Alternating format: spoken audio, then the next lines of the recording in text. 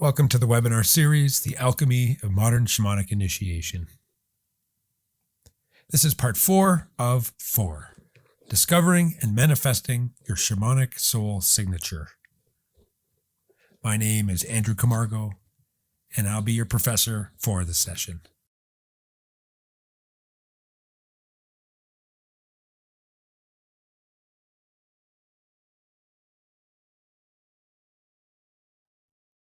This is the final part of this 4-part webinar series, The Alchemy of Modern Shamanic Initiation. In part 1, we looked at shamanism as an archetypal phenomenon and how and why it's triggered by crisis.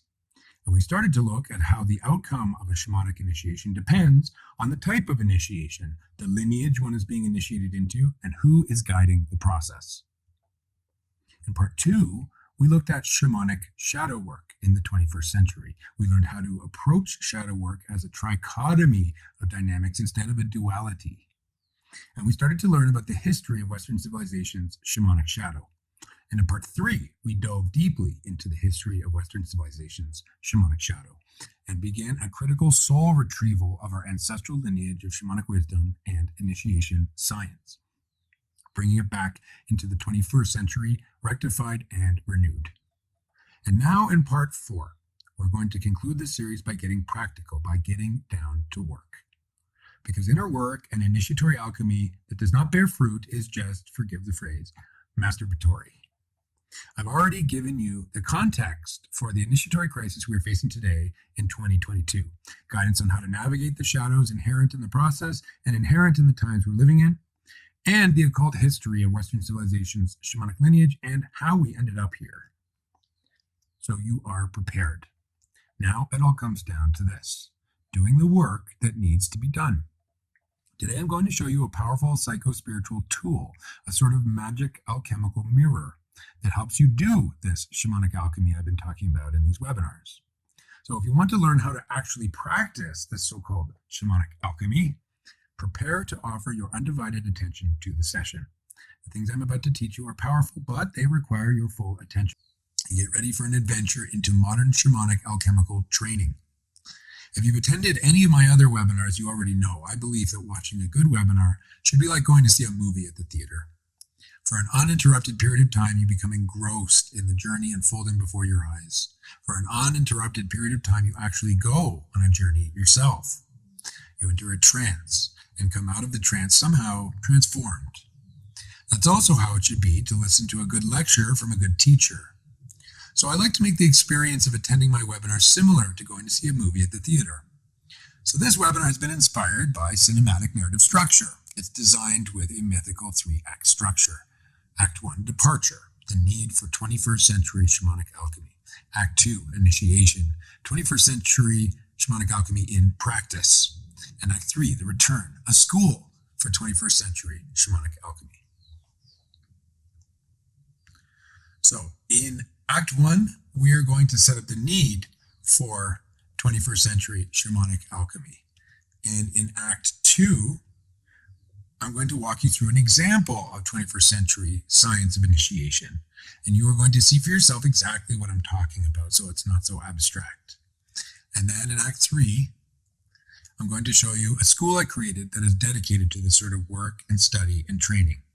A school that teaches the science of initiation for modern Western shamanic individuals, a specialized school. Okay, ready? Let's begin. Act 1, departure, the need for 21st century shamanic alchemy. As I've been saying right from the start, shamanism is universal. It's archetypal. It spontaneously and unstoppably emerges in any and all human cultures. It is inherent in human nature itself. All cultures and all civilizations have their unique expressions of this universal human impulse. And it will always emerge. Its emergence is a primordial power that cannot be stopped. And it emerges particularly powerfully in response to crisis. That was the basis of part 1. But how it emerges depends on the initiation process. The shamanic archetype only comes into manifestation through this process called initiation. There are different sorts of initiations which lead to different outcomes and different expressions of the same shamanic archetype, different inflections. So depending on the initiation, the shamanic archetype can emerge in a positive, redemptive, healing way, but it can also emerge in a twisted, corrupted way. So there are three major factors which determine how your initiation works out. Number one, what lineage are you being initiated into? Number two, who is guiding your initiation process? And number three, how do you involve your own will, your own free will, and your own efforts in the process? Today, in 2022, we absolutely need to be fully conscious and fully in charge of deciding these three factors. First of all, we must know full well what lineage we are being initiated into, and we must be making a fully conscious and informed decision to embark on this particular process on this particular path. Number two, we must know full well who is guiding our initiation process, and we must feel that we can trust this guidance. And three, we must know full well that we ourselves are 100% responsible for our own outcome, and we must fruitfully apply our own free will to this process in order to harvest the good fruits we desire to harvest. And today, in 2022, we are all being obligated to undergo some sort of initiation. Whether we like it or not, we are all being initiated. So, as I say, our only choice is what sort of initiation leading to what outcome for our soul. If you are not making fully conscious and fully informed decisions about these 3 points, about what lineage you're being initiated into, about who's guiding your initiation process, and about how you involve your own free will and your own efforts in the process, then you're being passively initiated. So if you're not making fully conscious decisions about those 3 factors, then you are being passively initiated by unseen initiators who are indoctrinating you, transforming you into what ye know not. So it's the year 2022. We are all going through a global initiation. Humanity itself is being initiated into what? What's on the other side of this? Who's guiding this initiation? Into what lineage are we being initiated? I'm addressing these webinars to citizens specifically of Western civilization. The shamanic archetype is emerging in Western civilization in a powerful way. It's emerging as a healing response to the crisis we as a civilization are facing. As Westerners, who are our elders? Who are our shamanic guides? What is our lineage of shamanic wisdom? If you watch part 2 of this series, you've learned about the difficult territories of shadow work that elders can help us to navigate and cross over. And what too often happens when shamanic initiation goes forward without lineage or elderhood. And if you watch part 3, you've learned the story about what happened to our elders and our own Western lineage of shamanic wisdom. You already know that the shamanic science of initiation has been withheld from us. And while withheld on the one hand, on the other hand, we've been subjected to an evil inversion of the same science of initiation being deliberately deployed by groups of, I don't think it's an exaggeration to say, evil shamans. It sounds like the premise of a good movie, doesn't it? The bad guys have withheld the special knowledge from us and are using a perverted version of the same knowledge against us in order to enslave us and control us. This special knowledge that has been withheld is knowledge about the mysteries of shamanic initiation, knowledge about the mysteries of the spiritual world, knowledge about the mysteries of magic and alchemy. And even though the emergence of the shamanic archetype cannot be stopped, it can be harnessed in a certain direction, depending on how the science of initiation is being deployed. So we are living at a time when the shamanic archetype is emerging far and wide. The archetype is emerging from the collective soul of humanity, as a healing response to the crisis that humanity is facing. Many souls, and specifically Western civilization, are awakening to the mysteries of the spiritual world after these mysteries have been withheld from us. And this is a great opportunity for spiritual awakening. And yet, it's also a great opportunity for these so-called evil shamans to hijack this spiritual awakening and divert it to a dark agenda. So in this critical period of time we are living, we need elderhood and lineage to come to our aid. We need more than ever a science of initiation to guide us through this process. With the right elderhood and lineage, with a suitable science of initiation, we can pass through the crisis successfully. But without appropriate elderhood, without appropriate lineage, without a suitable science of initiation, we are in danger of falling, of being ensnared in negative initiation, in a diabolical initiation. We as Westerners need a Western science of initiation into a Western manifestation of the universal shamanic impulse. But this Western science of initiation has been deliberately withheld, and not just withheld, but corrupted. So let's retrieve it and redeem it. This is what I have devoted my life to accomplishing. 18 years ago, I embarked on a shamanic quest to retrieve this withheld and corrupted knowledge from the underworld and renew it and purify it and update it for the 21st century, and then share it with my tribe, my culture, my civilization. When my shamanic calling arrived in 1999, I didn't have elderhood or lineage to guide me. I didn't even have the concept of shamanic initiation. I never even heard of it to help me understand what was going on with me. All I could find at the time was a psychiatric paradigm that pathologized the sacred experience I was going through. Far from a sacred experience, psychiatry would have had me believe I was suffering a psychotic break or developing schizophrenia or bipolar disorder or some such thing that needs to be medicated. But eventually, I discovered the work of Carl Jung, and that connected me with alchemy. And that led me to discover the concept of shamanism. And that really clicked for me. Rather than seeing what I was going through as an undesirable pathology, I chose to see it as a sacred call to some sort of modern-day shamanic initiation. If you've attended the other webinars, you already know what happened to me. I don't need to go into the details again. Suffice it to say, once I identified with having a shamanic calling, I dove headlong into the underworld and received a genuine shamanic initiation in the classical sense of dismemberment and rebirth, death, dismemberment, resurrection. And then promptly got into trouble with the new powers that I received and was only saved by the intervention of elderhood and lineage. And in the end, I was finally able to bring something valuable back from my journey. What did I bring back? At a certain point, I realized that the shamanic archetype was universal, but that it had been suppressed, perverted, and dismembered in our own civilization. Where could we find the healthy expression of the shamanic archetype in Western civilization today? It didn't seem to exist. I went looking, and all I could find was a bloody dismembered fragments of the archetype. A fragment of the shamanic archetype here, a fragment of the shamanic archetype there, a healer here, a psychotherapist there, an artist here, a musician there, a priest here, an entheogenic facilitator there, an occultist here, a schizophrenic there, a DJ here, a filmmaker there, a wise man here, a trickster there, a holy man here, a sociopathic sorcerer there. Everywhere I looked, I saw fragments of the shamanic archetype, ripped apart and scattered throughout Western civilization. It actually reminded me of the Egyptian myth of the dismemberment of Osiris at the hands of Typhon. And I suppose I felt like Isis, searching all over Egypt for the dismembered parts, hoping to put Osiris back together again. So I went looking for the shamanic archetype, the essence of this primordial, original, integral shaman. All I could find was bloody dismembered limbs scattered throughout the underworld of the Western psyche. So what did I do? I dove into the underworld on a quest to recover these dismembered limbs of the shamanic archetype. So over a period of about 5 years, I made my dive and I found what I was seeking. And I managed to gather up the dismembered limbs and I stitched them together again. And through my own initiation journey, I was able to breathe life into them once again.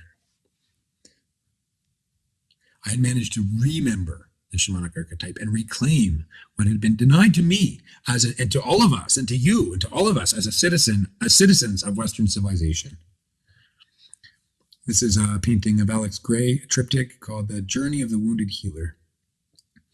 And I really relate to this because this is the journey that I made myself, and we're all being called to make our own version of this journey. So I was able to bring back a valuable boon from my journey, a valuable gift, a valuable soul piece. And now I'm going to share it with you.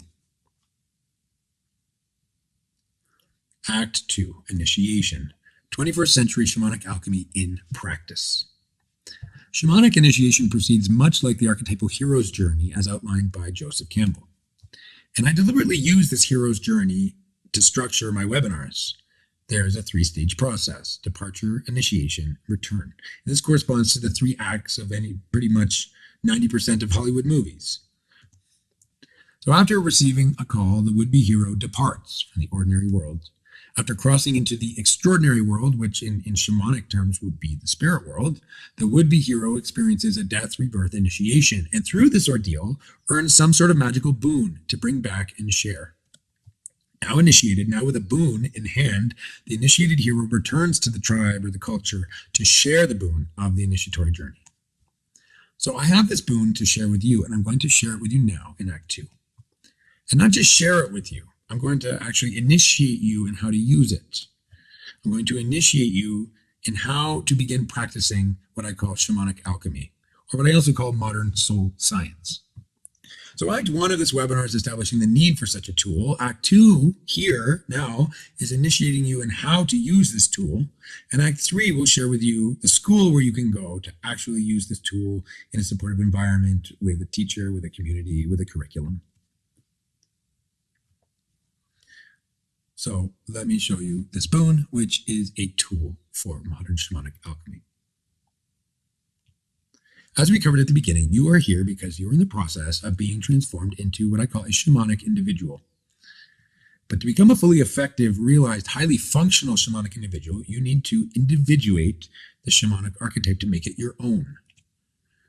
So I'm not going to deceive you. Individuating the shamanic archetype takes work, takes effort. And this level of work is hard to do on your own. This kind of work needs the right tools, the right setting, the right support, the right technique, the right curriculum. It needs a guide. Well, it really benefits from a guide and really benefits from a supportive community of kindred spirits as well. In other words, it needs the right alchemical vessel.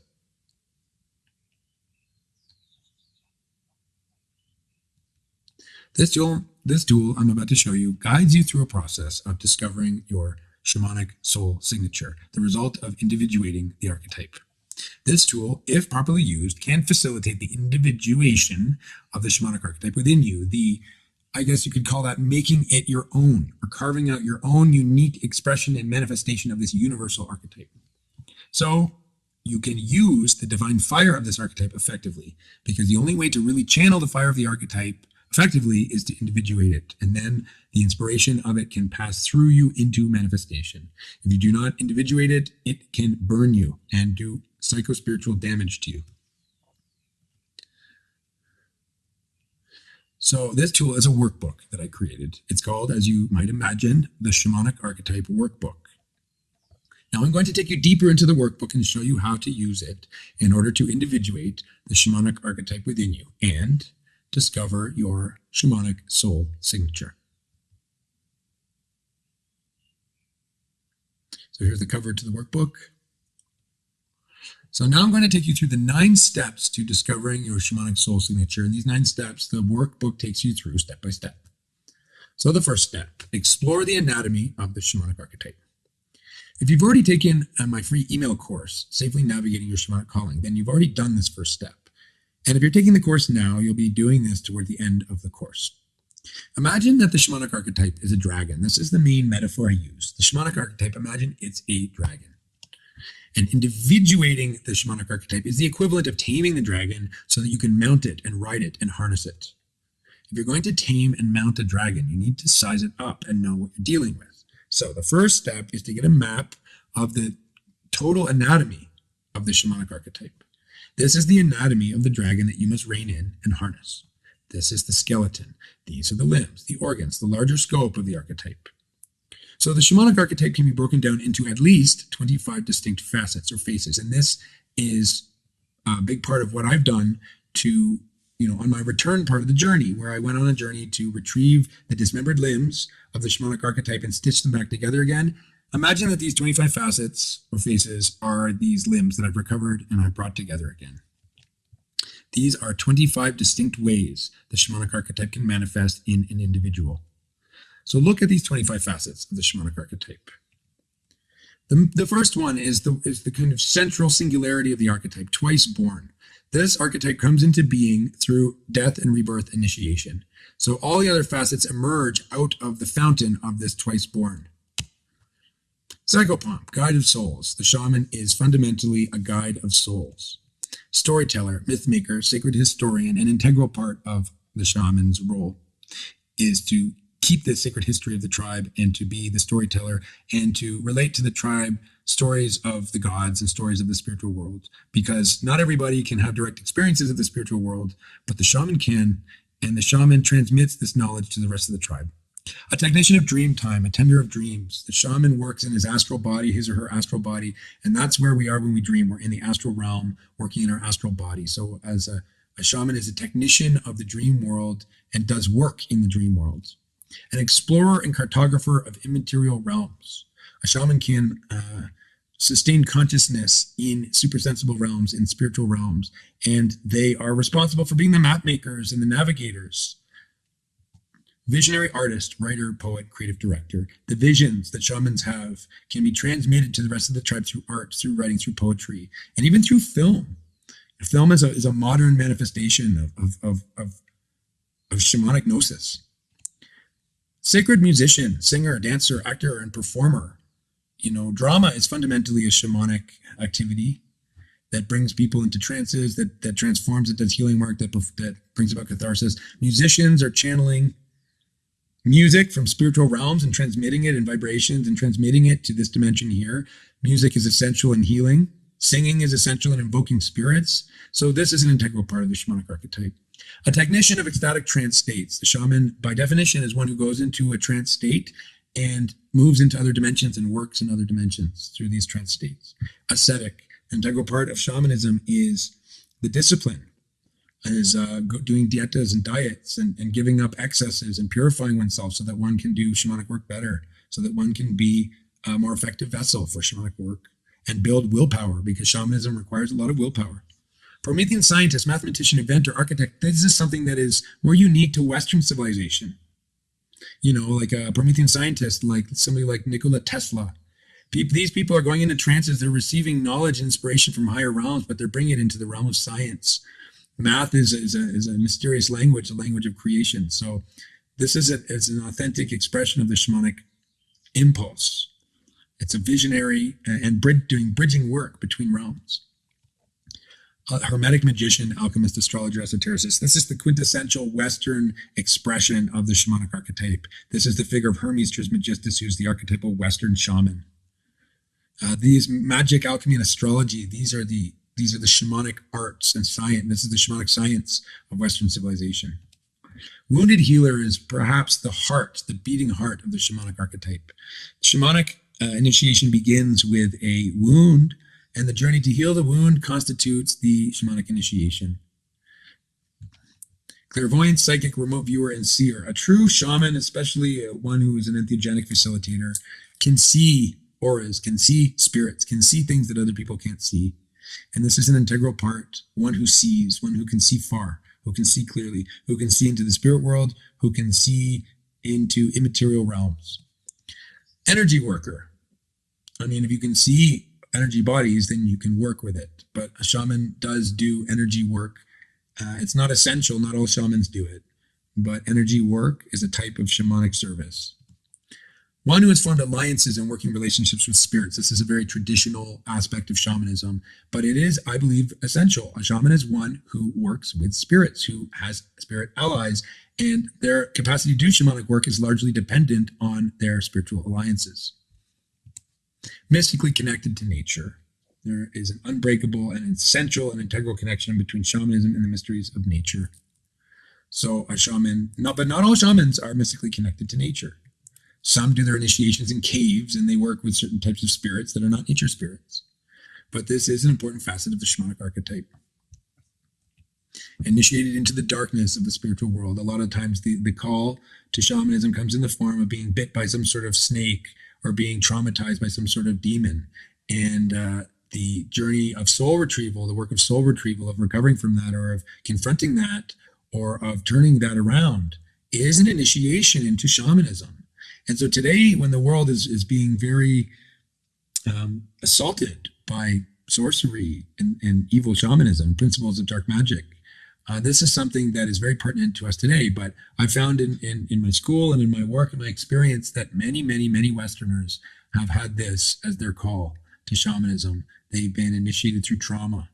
And this pairs up with the wounded healer facet, because if you can heal from this and do soul retrieval from this, because darkness takes a piece of your soul or fragments a piece of your soul, and if you can retrieve that and mend that and heal that, that constitutes a shamanic initiation. And this goes hand in hand with spiritual warrior, because shamans know very well that there is good and evil in the spiritual world, and who else but the shaman is the one who negotiates this place where light and darkness meet and sort themselves out.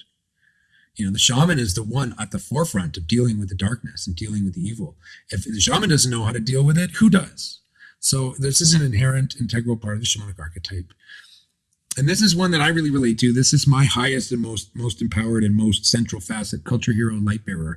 This goes with the Promethean archetype. The shamanic individual is one who goes into the spiritual world and receives impulses that are necessary for the healing and the guidance and the evolution of the culture.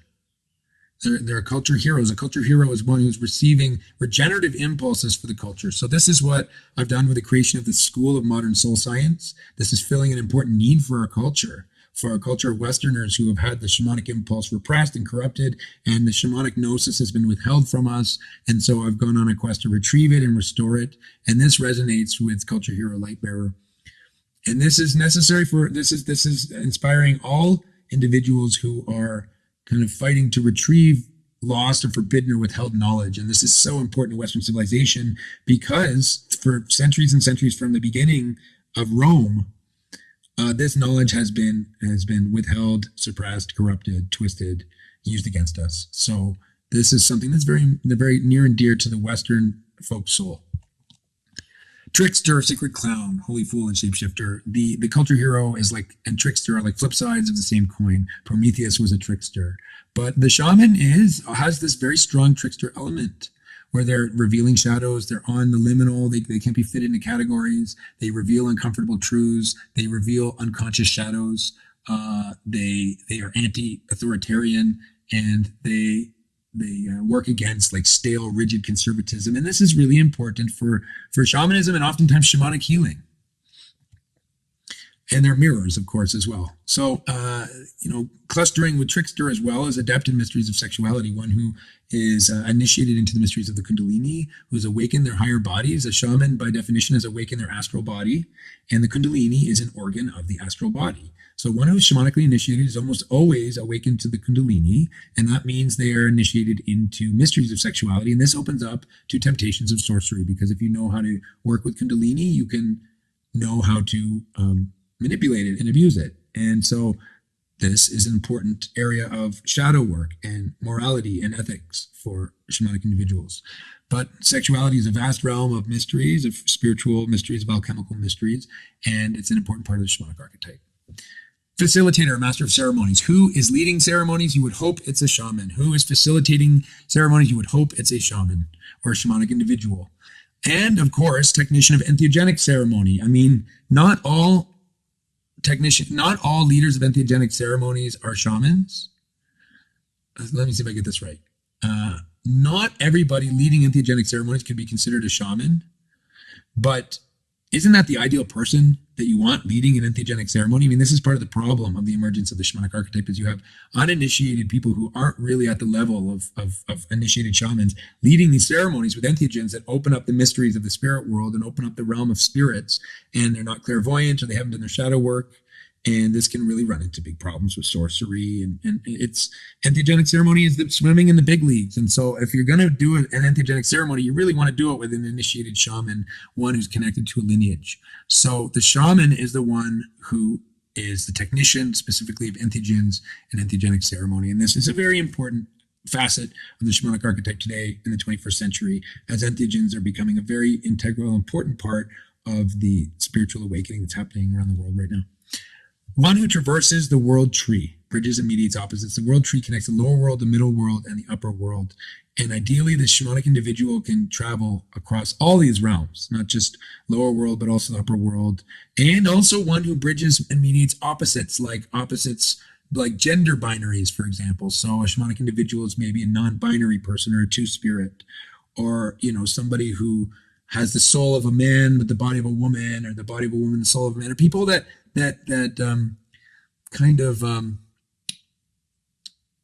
break down traditional binaries and hold the tension of opposites, and invert and reverse traditional categories and things like that. And this goes along with the trickster as well.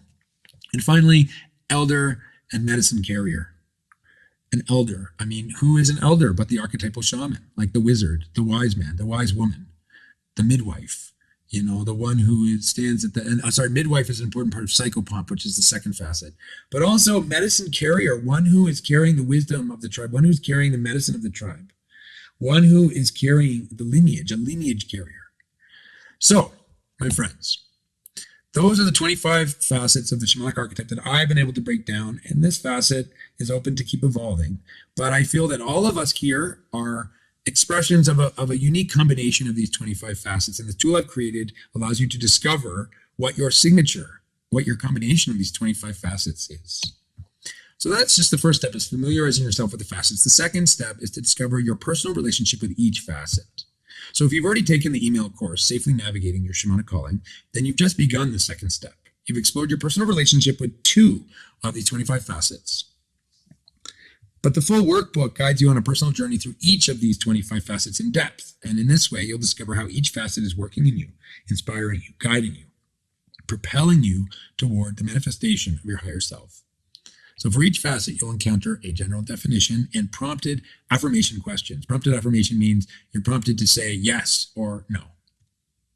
So the top section, so the way in which you naturally identify with a given definition at the top, you read it and you score yourself based on how much it resonates. And the way you naturally respond to the prompted affirmation questions, like you answer the questions. Like, have you experienced an existential crisis? Top left. Yes, I have. If that was a very, very formative moment in your life, like it was for me, it was how my calling arrived, then you give yourself a higher score. If it's just a yes, you give yourself a 2.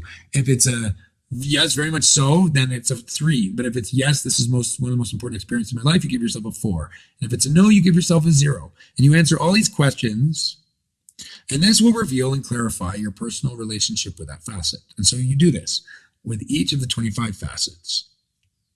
Each page, each facet has its own page. And this acts like a mirror. And a mirror that will reflect, show you, and illuminate the mysterious presence of the facets within your soul. And these are right now pre-conscious. I'm not going to say unconscious because you have some inklings of them and how they're working. But this workbook really brings them right out into consciousness for you to see very clearly. And it brings so many aha moments. It really brings your unconscious potential into your consciousness so you can see consciously how each one of these facets has been there, inspiring and guiding you, consciously and subconsciously, in your past, in your present, right now, pointing the way toward your future. And this process actually helps certain facets emerge more powerfully into your conscious field. It's like an invocation. And this is a very effective catalyst for the alchemical process of individuating the archetype, of taming the dragon, of harnessing the archetypal inspiration of the shamanic archetype. So the workbook also acts as a bridge. It bridges your unconscious and your conscious, and it bridges between the ephemeral and the abstract and the concrete. It helps you bridge spirit and matter. It's like a hermetic bridge. By quantifying these personal relationships, I've created this code language to quantify these psycho-spiritual relationships. So as you proceed through the workbook, you'll record your personal relationships in a special numerical code. It's a rubric. Later on, after you've done this with all the facets, the workbook shows you how to translate this numerical code into your shamanic soul signature, and going further, a personalized mandala. So that's on the right is an example of a shamanic soul signature, and this you can translate into a mandala. So these facets, I like to consider them 25 torches from the gods, and we're playing like Prometheus. We're stealing these, or borrowing, or claiming, let's say claiming, because they're rightfully ours. Claiming these torches and using them for our own individuation process. But you need to manifest any one or any combination of these in a very real, specific, and utterly unique way. If you just hold the torch without manifesting them, you'll get burned. The only way to not get burned is to put this fire into action, into service, into manifestation. So the key to harnessing this fire is to work out your personal manifestation of the archetype. And this requires alchemy. This requires work. That's what the school of modern soul science has been created for you to do. So after you dive into each facet individually, the workbook guides you further to discover your shamanic soul signature. So now, you've familiarized yourself with the 25 facets, and then you've gone through the workbook and you've kind of worked out your personal relationship with each of these 25 facets individually. Now you start to combine the results of that to work out your soul signature. So the third step in the 9-step process, and the first step in really working out your soul signature, is to discover your nucleus. So now you can discover which particular facets are the most important, the most central to your higher purpose and the birthing of your higher self, the actual manifestation of your higher self. So to explain the nucleus, I'm going to use an analogy. Imagine that your spirit is emerging from a central singularity. As spirit, as the divine spark, It's universal. Imagine it's universal and undifferentiated. A cosmic I am, something that all humans have. It's just the light of your I am. But as this universal I am spirit passes into manifestation through your soul, through your psyche, through your unique psychology, it becomes unique and specific. This I am spirit becomes unique by passing through, to put in the terms of this shamanic alchemy, passing through your nucleus of facets. So that white light on the left is the I am spirit. Imagine that prism is like your psyche, and the rainbow, the I am spirit, gets turned into a rainbow. It gets made unique. So the twice born facet is the central singularity facet. But here's an example of a nucleus, a three-part nucleus of culture hero, visionary artist, and spiritual warrior. Here's an example of twice born with a nucleus of storyteller and visionary artist. Here's an example of wounded healer, psychopomp, and elder. So can you imagine the different individuals that are manifesting the same I am spirit, but with filtering through a different nucleus, it gets more specific. This one's mystically connected to nature. Elder formed alliances with spirits, and technician of entheogenic ceremony. So you can get a picture in your mind about the kind of shamanic individual. This is the kind of shamanic individual, like maybe an ayahuasquero, like an old, curandero from Peru or something like that. The particular structure of your nucleus determines the way in which the universal I am spirit becomes unique and specific, determines the way in which it becomes unique and specific, how it actually incarnates in the material world through your individual soul. As this universal I am spirit passes through your nucleus, passes through the nucleus of your psyche, it can enter into the world through the conscious efforts of your ego, your I am, the part of you that does the work, and then manifest and multiply as you carry out your higher purpose, your mission, your reason for being, and make a unique contribution to the evolution of humanity. So which are the central facets that you are called to bring forth into the world? Maybe there's one facet that stands out as your most central purpose and calling. I know for me, culture hero light bearer stands far ahead of the other facets. It's very prominent in my shamanic soul signature. Now maybe you are a wounded healer in the core of your being and are meant to manifest this calling in the society in which you live. So in this case, you have the twice born singularity, and it's surrounded by wounded healer, and that's your main facet. But more likely, it's rare that people have just like one facet in their nucleus. More likely, you're meant to manifest a combination of facets. So how do these 25 facets combine to form the nucleus of your shamanic soul signature? Maybe, let's do some examples. Maybe you're working to manifest wounded healer and psychopomp, one who guides souls. This kind of reminds me of a psychotherapist or somebody who does, really traditional shamanic work, like core shamanism, that does soul retrieval work. So here you have wounded healer and psychopomp that are really shaping how the I am spirit comes through. Or maybe storyteller, myth maker, and visionary artist writer. When I think of this, I think of like a filmmaker, like an epic filmmaker, somebody who makes like fantastical stories about journeys to strange, mysterious realms, shamanic cinema or something like that. Or maybe sacred musician and technician of entheogenic ceremony. I know a lot of these people. I live in Peru, and a lot of these people that they're incredibly gifted on the guitar, and they serve ayahuasca, and they guide people. They guide people through music. So actually, these people would actually be three, would be sacred musician, technician of entheogenic ceremony, and psychopomp, because they guide people through entheogenic ceremony, through music. But you see how these are like different expressions of the same archetype. So maybe you're working to manifest a triad of three facets, maybe wounded healer and psychopomp, and elder, medicine carrier. So what comes to mind there? I mean, same thing, like a shaman who specializes in soul retrieval work, but one who's maybe got 30 years of experience under their belt, and now they're training other people to do that work.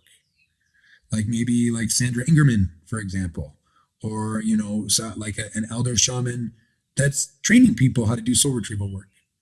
Or maybe technician of dream time, dream tender, technician of ecstatic trance states, an explorer and cartographer of immaterial realms. This type of shamanic individual is very introverted, spends a lot of time in shamanic trance, They work in the dream world. They work in the trance states. They're mapping out the spiritual worlds. They spend more time, it seems, in the spirit world than they do here in the material world, but they're bringing back valuable information and they're doing a lot of valuable work on the other side.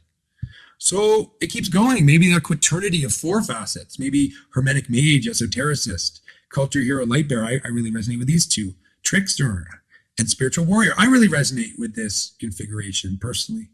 So what kind of shamanic individual comes to mind here? You've got like a mage, like a magician, a trickster, a warrior, and a culture hero.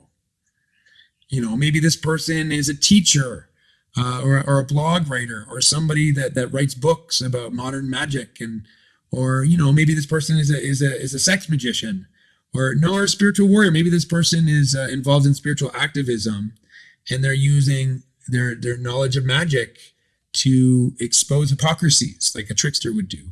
So they're using their knowledge of magic to expose hypocrisies of the establishment, which is what a spiritual warrior would do, which is supporting the regeneration and healing of the culture.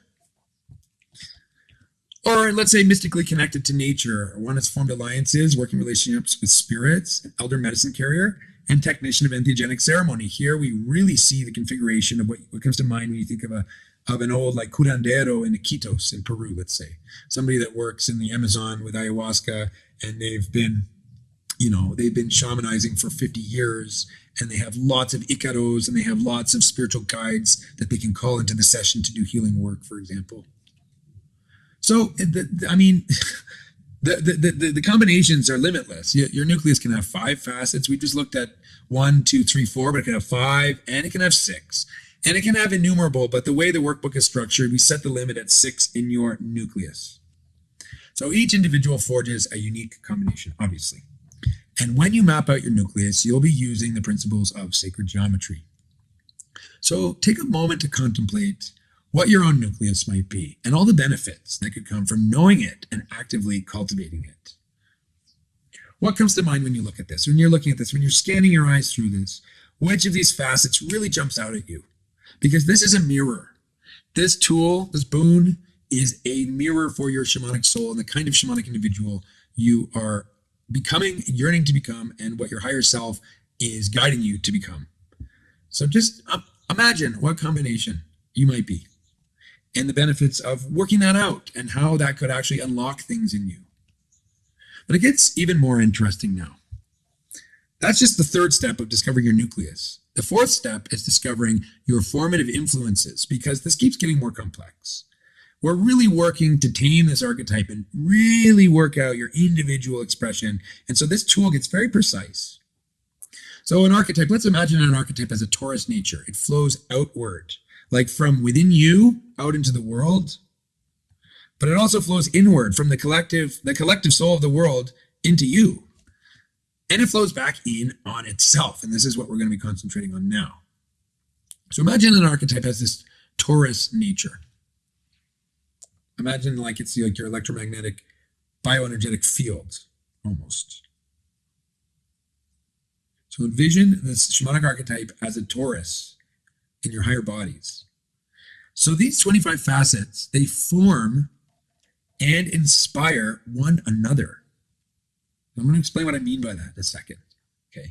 So to really mount this dragon, to have a firm grip on the reins and learn how to ride it effectively, you also need to figure out how the various parts of the dragon work with the other parts of it. How do the wings coordinate and work with the tail? How does the tail work with the neck and head? How do the legs work with the wings? You get the picture? So certain facets also determine the way your nucleus actually manifests in the cultural realm of shamanic service to others. Because we're not just talking about what's going on inside of you. We're talking about shamanism ultimately comes down to service. If it doesn't come down to service to the culture, then it is not a fully initiated shamanic individual. Initiation only ends with service. It's all to the end of being of service. So for example, wounded healer can manifest as a cultural service in a number of different ways. Wounded healer, let's say, for example, I'm going to give some examples now. Wounded healer can manifest through music. A musician can use music to transform their own pain and trauma into healing forces within themselves. They can do a kind of alchemy on themselves through the music.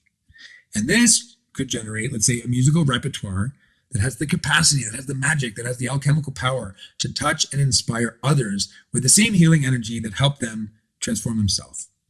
So in this case, wounded healer would be, let's say, formed and culturally manifested through sacred musician. So a wounded healer who is doing wounded healer service by way of music, formed by way of, via music. This is through sacred musician, the wounded healer is reaching others in service. However, wounded healer can also manifest through psychotherapy, and that's very common. A psychotherapist can experience a call to the profession because they themselves were psychologically wounded. This is the case for most psychotherapists. And they underwent psychotherapy to heal their own soul and psyche. So this is like a wounded healer initiation. So as a result of this, they embark on a career as a professional psychotherapist and spend many years guiding hundreds, if not thousands, of other souls through similar healing journeys. So in this case, wounded healer, we could say, would be formed and culturally manifested through psychopomp. Day in and day out, they guide souls through healing journeys. So here we see wounded healer is manifesting as cultural service by way of psychopomp, guide of souls. So you can be a wounded healer in your innermost being, in your spiritual core, but other facets will determine how your spiritual core actually reaches other human beings. So then, after you discover your nucleus, you can go further to discover the facets that are shaping and forming your service to society. Your service to society is reaching other people by way of other facets. So those three circles around the nucleus, they represent the formative facets that are shaping how the nucleus is manifesting in shamanic service. But that's not all. This is a precision tool. The fifth step is to discover your empowering influences. The fourth step was your formative influences. Formative has to do with how your nucleus is manifesting in service to others. But this fifth step of discovering your empowering influences is taking a look at the more subtle energetic dynamics of your shamanic soul signature. So various facets can also empower and inspire your nucleus, charging it with spiritual force, with charisma, without being obviously apparent in the form in which your service outwardly manifests. There's a difference between the energy and the structure. So empowering has more to do with how it's flavored, how it's energetically charged. Form is like the office, is the structure of how it's manifesting.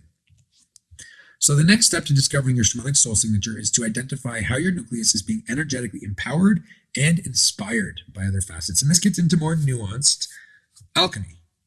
So for example, let's stay with wounded healer in the nucleus, because we already covered that. So let's stay with wounded healer in the nucleus and look at how other facets can inspire it. This is a new dimension to this tool. As we saw in our example, the manifestation of wounded healer as a form of service to society can be formed by sacred musician or psychopomp, and of course, many other facets. But wounded healer can also be empowered and inspired by other facets. For example, let's say spiritual warrior. So a musician wounded healer. Sacred musician is the forming facet of the wounded healer. So the wounded healer, it does wounded healer service by way of music. So a musician wounded healer might be empowered by spiritual warrior. So here we see the core, the nucleus, wounded healer, the forming facet is sacred musician, and the inspiring facet is spiritual warrior. What would that result in? This individual, the shamanic individual, would create a type of music that inspires a type of warrior energy that gives people the courage and the strength and the inspiration to face their traumas and embrace their healing process. But remember, there's another way to express wounded healer. It's through psychopomp.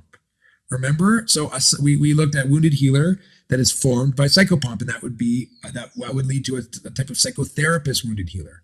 And a psychotherapist wounded healer might also be empowered by spiritual warrior, and as a result would have a lot of courage to take their patients into the worst parts of a traumatized underworld and help them face down the demons there and accomplish heroic soul retrieval and give them the warrior energy to do that kind of healing work. But what if your wounded healer nucleus was being empowered by a different facet other than spiritual warrior? Let's say instead of spiritual warrior, it's being empowered by trickster. So in this example, a musician wounded healer who is empowered by trickster, as opposed to a spiritual warrior, would have a different flavor to how they do their musical wounded healer work. And they might create a type of music that lures people into becoming more aware of their own shadow. Or perhaps they might create a music that holds a kind of trickster mirror up to the collective shadow of a culture. You know what really comes to mind when I think of this configuration is Jim Morrison of the Doors. I think he was a musician, wounded healer, empowered and inspired by trickster.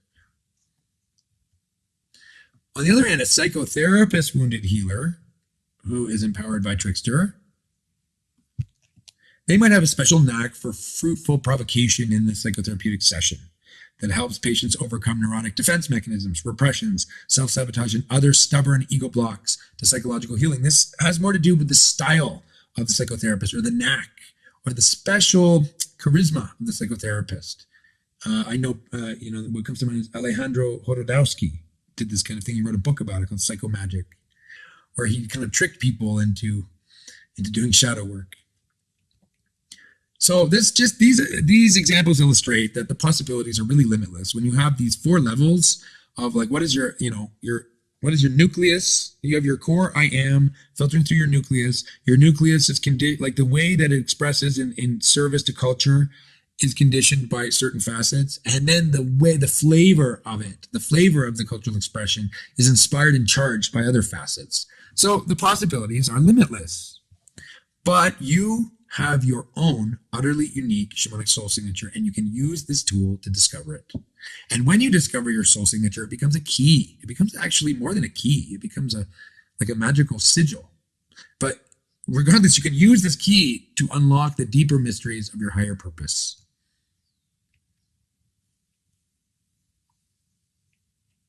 So just take another moment to contemplate how all these facets, knowing these various levels of how your shamanic signature works, and how you can use this tool to work it out. Just take a moment to contemplate the complexity of your shamanic soul signature. What would be at your nucleus? What facets here would be shaping how your nucleus expresses itself in cultural service? And which of these facets might be charging your nucleus, charging your service with unique charisma, with a unique inspiration? And contemplate also the adventure of actually discovering your soul signature. This is an adventure into the mysteries of your own soul. Imagine taking an adventurous dive into the depths of your soul to retrieve the boons and the gifts and the talents that you will eventually share with others. Or that you're already sharing with others, but that you can share even more and continue to develop your offering. So it really is an adventure and a dive into the mysteries of your being. It's a guided dive. So hopefully this is an inspiring and exciting thought, because the process of discovering your shamanic soul signature is itself a mythical adventure, a magical alchemical work that brings about magical results. So to review, your shamanic soul signature has 4 components. The singularity of your spirit, the divine I am in you, the divine spark that is your spirit. But this spark passes through a nucleus. So you also have a nucleus of facets that you're working to manifest through your I am. This is like the elementary constitution of your psyche, of your soul. And then the third component is an initial orbit of facets that are forming the way that your nucleus is manifesting itself in the culture in the form of service to others. Your nucleus is manifesting by way of these other facets. And then a fourth outer orbit, or I should say a second outer orbit of facets that are empowering, charging, and inspiring the whole process, that determine the energetic signature, the flavor, the unique gifts of your charisma and your capacity to inspire others with your gifts. This has more to do with your ineffable charisma and your ineffable talents. So here's a kind of skeletal structure of a shamanic soul signature. So these 4 components form the skeleton of your shamanic soul signature. Here are some examples from student work. And actually the positioning of the facets is also highly meaningful. It really strives to be very anatomical and precise, because this is not just creative art, this is not just imagination, it's also at the same time shamanic science. So this is just the skeleton that we're talking about.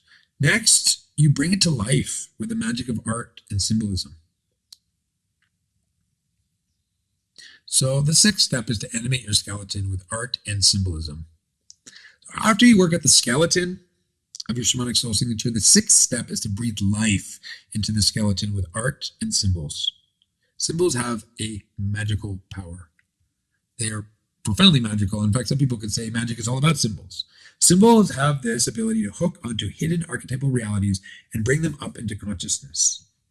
Like shamanic individuals themselves, who are bridges and mediators between realms, symbols bridge and mediate between realms, between the spirit world and the material worlds, between the dream world and the waking world, between the intuition and the analytical and the intellect. Well, I jumped ahead there. Between creativity and analysis, between left brain and right brain. They're bridges. So when you passively experience archetypal symbols, like when you're exposed to art or stories or myth or cinema or news or anything on the screen, or even a webinar like the one you're watching right now, you're allowing the symbols to stimulate certain facets of your soul body, your astral body. And I'm going to get into what your soul body is in the second half of this webinar very soon. This gets into a deeper exploration of alchemy and magic and how modern day media sorcery works through imprinting on your higher bodies. But we get to that later. So this is passive alchemy, when these images and symbols imprint on you. And these symbols are coming from the outside, so they're influencing you. So this is passive alchemy, which allows these higher energies and symbols and higher knowledge, or sometimes bad knowledge. It's not always good. But these symbols are imprinting on your soul body. And we get into what your soul body is later.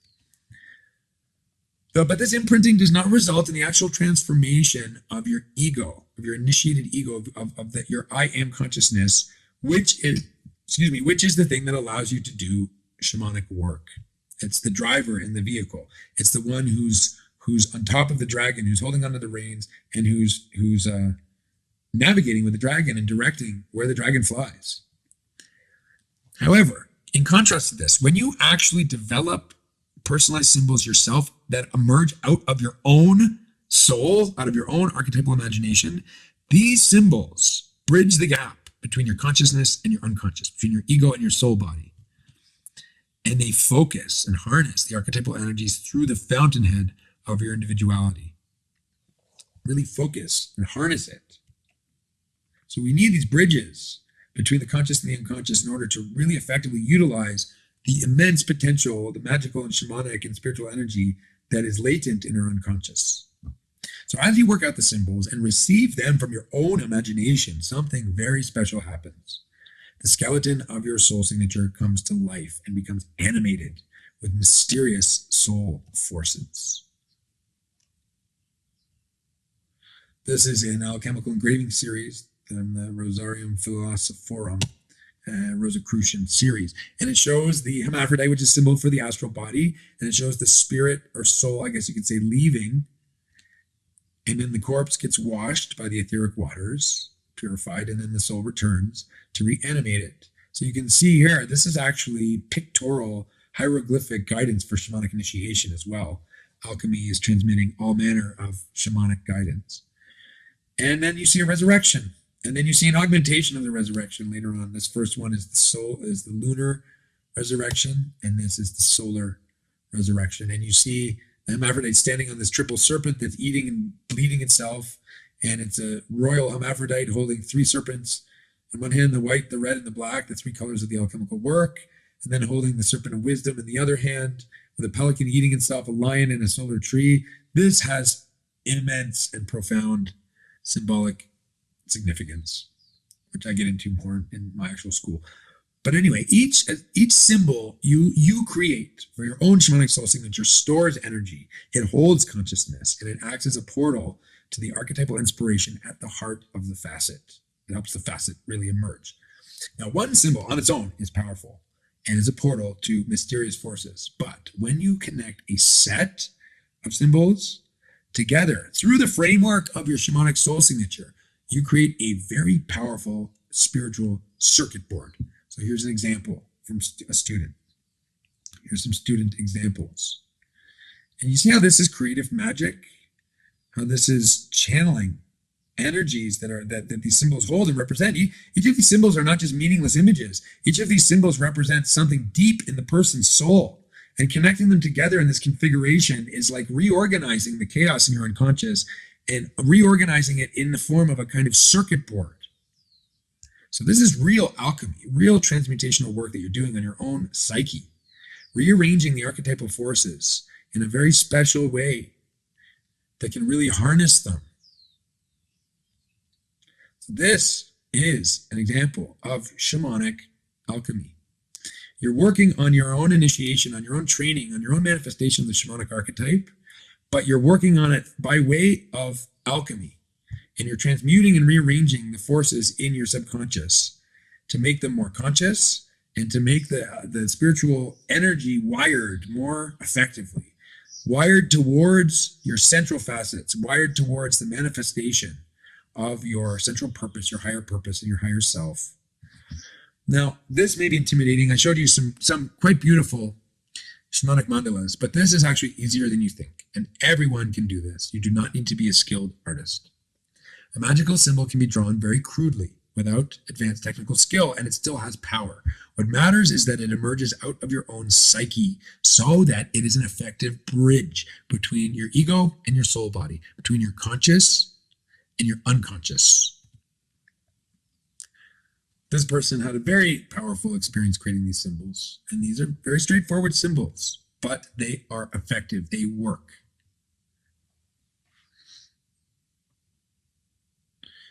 This is a person who claimed to have no artistic skills, but when they actually started putting their creative tools to paper, they discovered actually they had a lot more creative skills than they ever gave themselves credit for.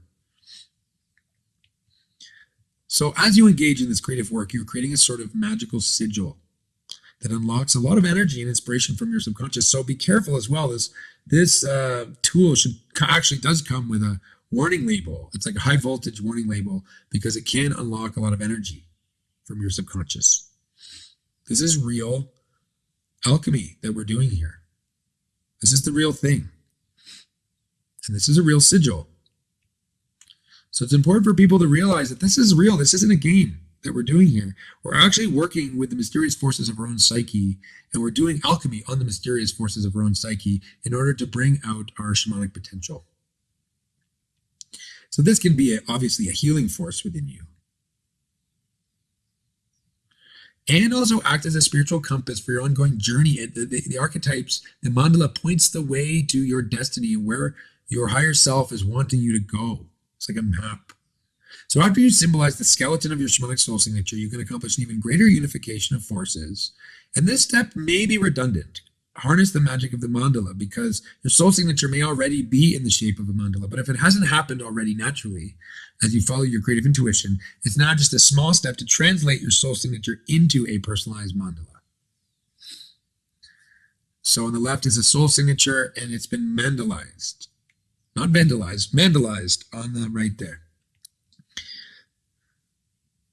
You can see this step may not be necessary. So let's talk about mandalas. A mandala, like it just keeps getting more magic. I mean, a symbol is magic, but a mandala consisting of a very meaningfully structured series of symbols is even more magical. So a mandala itself is a magical tool. It's a map of your initiated ego, of your I am, of your awakened initiated I am, your twice born ego, in the process of individuating your soul body. So the center of the mandala is your I am, and everything around the center is the forces that are being organized and alchemized by your I am. It's a map of the archetypal facets of your soul, crystallized and unified and organized and meaningfully arranged by your I am. And harnessed. See, if your psyche is structured in the way of a mandala, then the potential can be harnessed. So ultimately, the mandala is a symbol of your higher self in the process of being born. There's no final arrival of your higher self when you can say, now I am my higher self. Even as you manifest more and more aspects of your higher self itself is evolving, and what is possible to actually achieve as your higher self is evolving. So it's like a carrot that you're always chasing. But this mandala is a symbol of your higher self in this ongoing process of being born. So here's a series from Carl Gustav Jung. He did this amazing mandala series, which really captures the psyche and how the psyche or the unconscious can be alchemized and reorganized in order to more effectively bridge spirit and matter, in order to more effectively bridge the above and the below. So that's what the psyche does. So here you see the below approaching the psyche and then kind of impregnating the psyche. And then you see this star coming down from above, and this is the kind of the symbol of the spirit. So you see the below, the black and the red, and the star, the astral realm, coming closer. So here you see the mandala being inseminated by the below. And then you see now the results of that. And then you see the star coming closer. Now we enter into this kind of watery realm. And now the mandala is evolving. It's evolving in this organic way to bridge the above and the below. And you see this symbol of the below as really kind of invoking and representing the mysteries of the below, the shamanic mysteries, mysteries of the hermetic knowledge, the ancestral knowledge of Western civilization. But then you have this flowery, organic tendril thing reaching out towards the upper realm as well. And now you have really the mandala bridging the two. The tendrils are really flowering and opening up to receive the star. And at the same time, you have now this below, this lower realm with this mysterious hieroglyphs. It looks like something like from an Egyptian cave or like an Egyptian initiation temple or something. And so these are really, bringing together the mysteries of the underworld initiation and the mysteries of the illumination from above. And now you see the mandala, or the soul, holding these two principles now together in equilibrium. And the spirit, the star, is now bringing even closer this solar motif, which you could call maybe Christ consciousness. And now the star is within, and it's illuminating within. And the sun is solar logos motif is coming closer. And now you have, let's see, from the star motif is now projecting its own cocoon around itself, like its own womb. And then it breaks open and it has this kind of tree-like organic motif where it's reaching out and it's connecting the solar above and the mysterious below. And the two left and right looks like the tree roots. So this is like this aspect of the shamanic archetype of bridging the world tree, traversing the world tree and bridging and mediating opposites. We see how the shamanic archetype can do this, bridge the above and the below, bridge the natural and the spiritual and the matter, spirit and matter.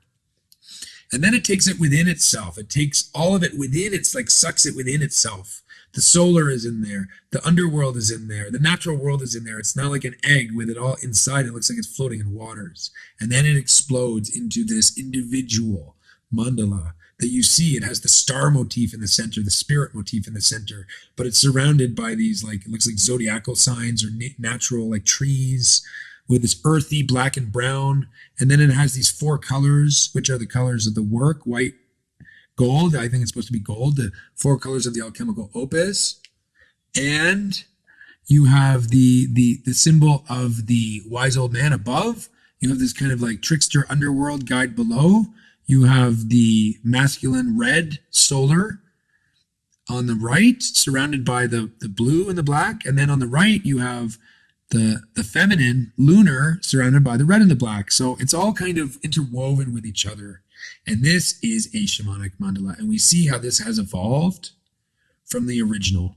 And this continues on to the manifestation of the this looks to me like a representation of Christ consciousness, like this red cross-like shape over the gold with the fiery. And notice how it is manifesting in consensus reality. We see below here industrial Europe during, I guess, the World War. You see soldiers there, you see invasion, you see industrialization, and you see war coming to Europe here. And in the midst of this, you have an individual who has achieved this grand sort of spiritual illumination. So let's just go over that really quickly again. So here you have this organic flower shape. The below approaches this kind of seed pod. It kind of impregnates it. The star comes closer. It changes the nature by being fertilized by the below. Then the above draws closer. And then this middle symbol, this soul symbol, attracts the above and the below, and it reaches out to the above and it grounds the below, and it brings the above and the below together. And then it brings even closer the solar logos, and then the star motif enters into it and illuminates it from within. And then it forms a kind of womb around itself with a star motif in the center. And then it explodes out and it bridges the above and the below. And then it brings the above and the below within itself. And then it forms this ripe and mature mandala, which is like the symbol of a matured shamanic individual who's holding these facets above and below, masculine and feminine, in dynamic balance. With the star in the center, but the forces of nature held together. And then this manifests outwardly in service to culture. I feel that this image represents service to culture. And this is what Jung accomplished in his own life. So the mandala, it stimulates greater self-knowledge, inner balance, harmony, healing. It stimulates inner balance. It stimulates harmony. It stimulates healing within the psyche. And it stimulates the unification of polarities in your psyche. It stimulates like the unification of polarities within your psyche, like masculine, feminine, light and shadow. But it also stimulates the unification of polarities of your conscious and your unconscious. So it's unifying all sorts of polarities. And we really see that here in this one.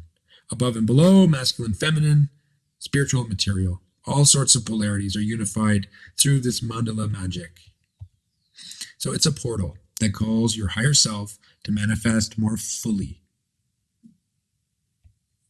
And you can actually use it to magically invoke, to call your personal power, the power that emanates from your true I am. This is 21st century shamanic alchemy. When you do this work, you are actually awakening and invoking the shamanic capacities that are latent in your soul and your higher purpose, that are latent. But this tool is a way of bringing them out into your consciousness and being able to actually harness them consciously. You are forging a master symbol that acts as a magnetic compass that draws to yourself and that draws you toward your work of self-realization. You are also forging a magical seal produced by your own soul, not put on you by external forces, because that is bad magic. And we're dealing with that on a daily basis when we watch the news, when we watch TV, when we watch movies, when we watch things on the internet. We're getting all of these magical images imprinted on us. But this is the opposite, and it liberates you from that because you are forging your own symbols from your own alchemical work and imprinting yourself with the symbols that are emerging from your own soul that you can use to imprint on yourself in a profoundly empowering way. And not only empowering, but it will protect you from the sorceries that we face today in the 21st century. So if this sounds interesting to you, please stick around for a few more minutes, because before we go into Act 3, I'm going to take you even deeper into this tool. This is a precision tool. It's a sophisticated tool for shamanic alchemy. So I'm going to take you even deeper into this tool and show you how to tap into the full extent of its magical power. This modern shamanic alchemy is about to get more interesting and multidimensional. So the 8th step is to work out your shamanic soul offering. We have been going over now your shamanic soul signature, but since shamanism is all about service, we are now getting into what you can offer and what is the unique signature of what you have to offer your culture, your people, your tribe, your civilization. So far, you've been focusing on your own self. And the Ouroboros is the symbol for that. The serpent that eats its own tail. This is the work that you're doing when you're doing this inner work, working on your own self. You've dived into the subconscious foundations of your own soul, your own psyche, your own individuality. You see at the bottom there's the Ouroboros. And brought a lot of light and firmness to these mysterious depths, consciousness to these mysterious depths. But watch out, you don't become self-centered, the shadow of all this inner work. Because that can lead to self-absorption. You must recognize this, and you must know people in your life that have been so committed to inner work that they become self-absorbed. And this self-absorption would lead you to the spiritual grave. You basically drown in your own psyche. And the life-giving forces that exist out in nature, that exist out in service to others, you don't get to connect with because you're so kind of absorbed in your own psyche. So this tool, while being a powerful telescope for the inner reaches of yourself, can also give you a map of your pathway of selfless service, which breaks the Ouroboros and fills you with the light of spirit. This is necessary to balance the Ouroboros and to break the Ouroboros. This is essential for effective alchemy and shamanic service. This tool guides you from self to service, from deepened self-knowledge to deeper insight about your higher purpose in society. As you progress through the workbook and discover your shamanic soul signature, you can also discover the unique way in which your soul signature is radiating outward from you in the form of your soul offering. Your shamanic soul offering is your personal emanation of the shamanic archetype. See how the energies are flowing outward now. It maps how the archetypal energies of your soul body, your psyche, are radiating outward from your I am in order to touch, inspire, empower, guide, and help others. So you see it's radiating outward now from your nucleus. It shows the unique pathway through which your spirit is seeking to manifest in the culture, growing down from the spiritual world into the manifested world. So this also starts with the skeleton, and then you can once again breathe life into your soul offering through the magic of art symbols. And again, you discover this simply by following the workbook. So when you symbolize the skeleton of your shamanic soul offering, this forms another sort of mandala, one in which the energies begin in the spiritual singularity of your I am and radiate outward. See, it's radiating outward through the other facets. So thanks again to the alchemical principle of imprinting, and I'm going to cover that in the second part very shortly, how this works, because imprinting is very important to understand. As you develop the second mandala of your soul offering, you're doing this sort of positive invocational magic on your soul. You're essentially invoking your vocation. You're invoking your higher purpose, calling it. You are using hermetic magic to call forth your higher purpose from the archetypal depths of your soul. This positive magic will help you emanate your gifts and inspirational forces more clearly, more consciously, more powerfully, more in alignment with how the energy and inspiration naturally wants to flow. You are opening up your own pathways for manifestation. You are clearing and opening your pathways to your higher purpose. And what you are working to manifest is nothing less than your true higher purpose. And there is one more step that you can take in order to harness the full power of this tool. The ninth and final step. Harness the magic of the torus. We've just talked about the mandala. Now we're going to talk about the torus. So this last step of this 9-step process is for those who really want to go all the way with this alchemical process and tap into the full magical potential of this tool. So remember, we've been talking primarily about your shamanic soul signature. And if you remember, it flows inward from the orbits. It's all concentrated and focalized around a singularity in the center, what I call your I am singularity. So all the archetypal facets, they flow inward towards the center, forming and shaping your individuality. But then towards the end, in the final steps, like steps 7 and 8, we looked at the other side of it, your shamanic soul offering, where the archetypal inspirations flow outward from the singularity of your I am toward the orbits. So we've got two. We've got a shamanic soul offering and a shamanic soul signature. And you can combine these two. So you use this workbook to discover these in yourself, and then you can combine them. So your soul offering starts at the singularity and flows outward. And your shamanic soul signature starts outward and flows inward. And you can combine them to form a torus map of your soul body, a torus map of how the shamanic archetype is working in you, or seeking to work in you. And now, okay, so I'm going to go into the actual magical applications of this. So this personal torus map of your soul body is actually showing you the infinite fractal self-generating nature of the shamanic archetype. A shamanic archetype is like an archetype is, as I said in the first half, it operates like a fractal. It operates like a torus. It flows in on itself. It gets its inspiration from the outside world, but it also inspires the outside world. So there's a constant feedback loop with archetypal consciousness. So we are looking at how it flows through your I am, constantly inspiring you, building your higher self and guiding you, propelling you simultaneously inward toward yourself, toward your higher nature and your higher purpose, and outward to shamanic service. So this archetype is forming who you are in your innermost core of your being and what your higher purpose is, but it's also inspiring you to take that innermost nature, that higher purpose, and put it outward. And when you put it out, you get feedback.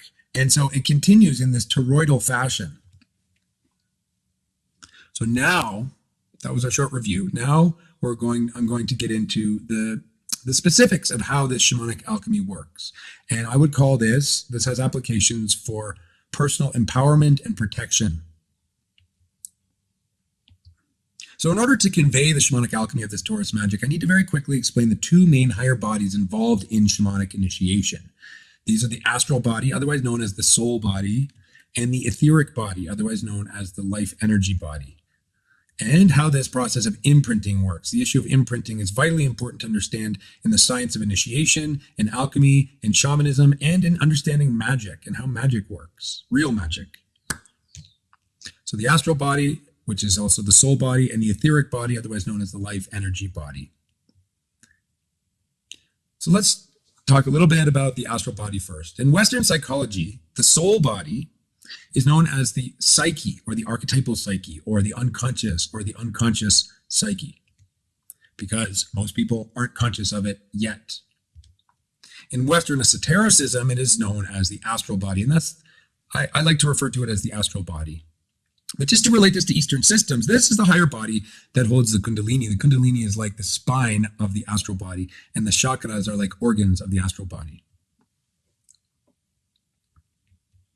The astral body is precisely the higher body, the higher subtle body that genuine shamans awaken and develop in themselves to a high degree. And this happens through the initiation process. Initiation, in a nutshell, is awakening the astral body and reshaping it in such a way that the shaman can work with it, work in it, and work on it consciously. It's the shaman's working body. So just like if a trucker gets in his truck to do his job, a shaman gets in his astral body to do his job. So the astral body is the bearer of consciousness. So when your astral body leaves your physical body, you lose consciousness. Falling asleep is your astral body leaving your physical body. That is what falling asleep is.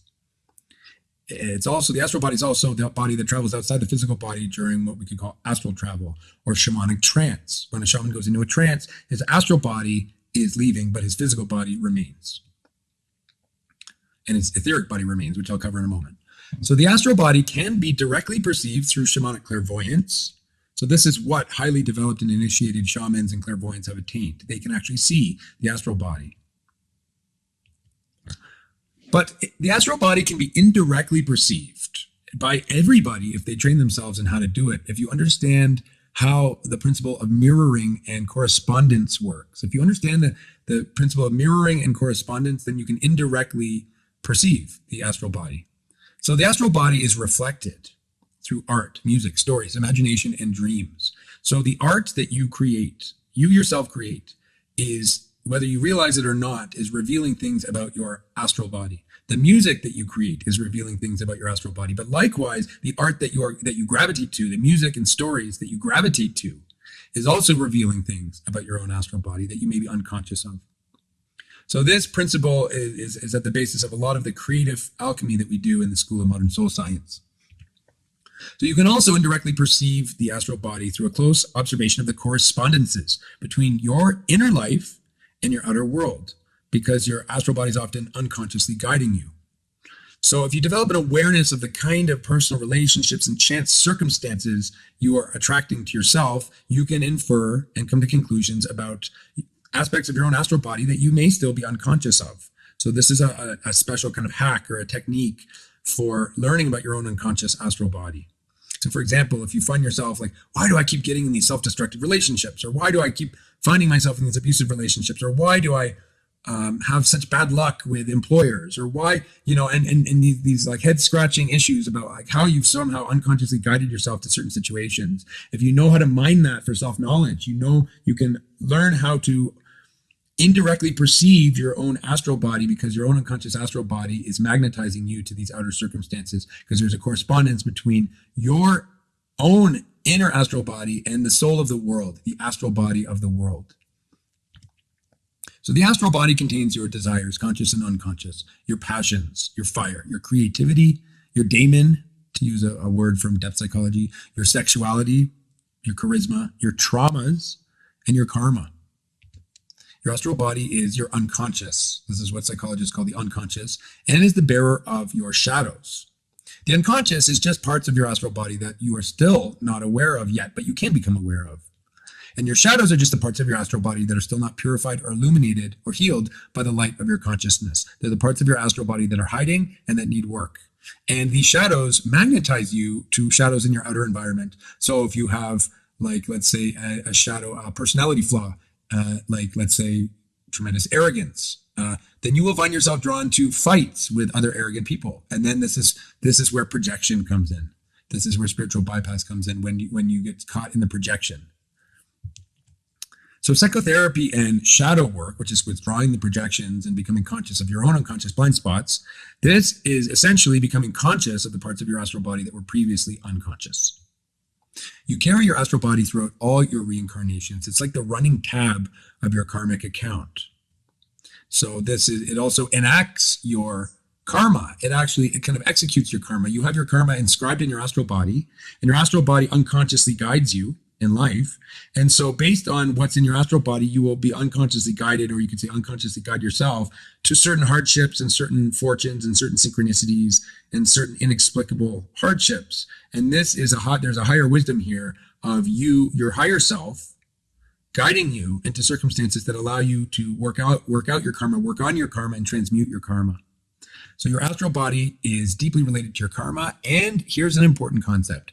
This higher body imprints on another subtle body, the etheric body, the life energy body, thus engraving your bioenergetic field. And we'll get into the bioenergetic field in a second. By engraving your bioenergetic field, which is created by your etheric body, with unique feelings, empowerments, and augmentations, but also blockages and illnesses. So the condition of your astral body or your psyche or your unconscious gets imprinted on your etheric body, which affects your bioenergetic field. So the implication of that is that the alchemical and healing and shamanic work you do on your astral body will also imprint on your energy body, which will also positively benefit your bioenergetic field. And I'll get to that in a moment. So there are two higher subtle bodies contained within your aura. People think of the aura as one thing, but it's actually higher bodies superimposed on each other. So you have your astral body or your soul body or your psyche, which imprints upon the etheric body or the life energy body. So the etheric body, in Western esotericism, this subtle energetic body, this life energy body is called the etheric body. And just to parallel it to Eastern spiritual systems, it can be considered the pranic body or the chi body. This is what acupuncturists work on. This is what Reiki works on. This is what yoga really works on, is your etheric body. The etheric body generates the human bioenergetic field, which is a toroidal field. So this is generated by your etheric body. The etheric body is the bearer of life itself, the essence of life itself. When it leaves your body, your physical body, you die. That's what death is. Physical death is your etheric body separating from your physical body. Every living thing has an etheric body. We share this higher body in common with plants. Plants have an etheric body, like humans. But plants do not have an astral body. We share the astral body in common with humans and higher mammals. Now, higher mammals don't have as evolved an astral body as we have, but they still have a more primitive astral body. But, anything that has feelings, emotions, fears, happiness, pain, joy, these are all in the astral body. Also, instincts are stored in the astral body. So where there is an astral body, we find consciousness and emotions, what we would call a psyche. Where there is an etheric body, we find life force. So when the astral body leaves, humans pass out or fall asleep or get possessed by other souls. That's an issue. That's another issue. But when the etheric body leaves, humans die. So let me just repeat that. When the astral body leaves, humans fall asleep or pass out. And when the etheric body leaves, humans die. So a kind of middle case is when humans fall into a coma. So if somebody falls into a coma, we can say their astral body has left, but their etheric body remains, thus keeping them alive. But sometimes you say, oh, he's alive, but he's a vegetable. That's actually appropriate because the etheric body we share in common with the plant world. So in such a case, it's not inaccurate to say that the person has become a vegetable. The astral body is not there, but the etheric body is keeping him alive, but he's in a vegetal state, he or she. The science of the etheric body is fundamental and important to the work of healing and shamanic initiation due to the principle of imprinting. So just as the astral body imprints on the etheric body, like the conditions in your psyche imprint on your energy field, the etheric body imprints on the physical body. The etheric body is what holds the physical body together. It's what keeps the life forces flowing through your physical body. The etheric body is what connects your astral body to your physical body. So there's all these embedded higher bodies, and this is important to understand in the science of initiation. So let me read that again. Just as the astral body imprints on the etheric body imprints on the physical body. So because of this principle of imprinting, the healing work that is done upon the astral body, which is what the shaman does, will be passed on to the etheric body. And this new healed condition of the etheric body will proceed to imprint on the physical body, resulting in actual physical healing. Now, some healers work directly on the etheric body, like acupuncture comes to mind, qigong comes to mind, yoga comes to mind. These are working primarily on the etheric body, and you don't necessarily need to work on your astral body to see the benefits on the etheric body. However, shamanic healing, to generalize, works primarily on the astral body. The shaman is a specialist of the astral body, and the benefit and work that's done on the astral body gets imprinted on the etheric body, and then that gets imprinted on the physical body. So shamanic healing is capable of actually bringing about physical changes. So now keeping this in mind, keeping in mind the astral body and how it imprints on the etheric body and how this imprints on the physical body, let's return to the soul torus, which is your transmuted astral body, and look at how this shamanic alchemy can benefit you. So with the mapping of your soul torus, with the transmutation of your unconscious and chaotic astral body into an ordered, harmonious, conscious torus configuration, you are getting into the more profound and advanced magical and alchemical uses of this tool. Remember, your etheric body is what generates the electromagnetic biofield, and it generates it in the shape of a torus.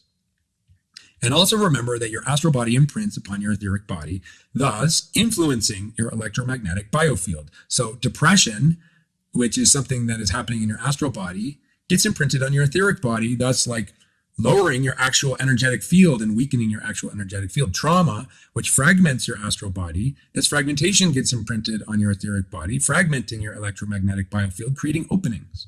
So all of this, it's all related, your astral, your etheric, and your physical.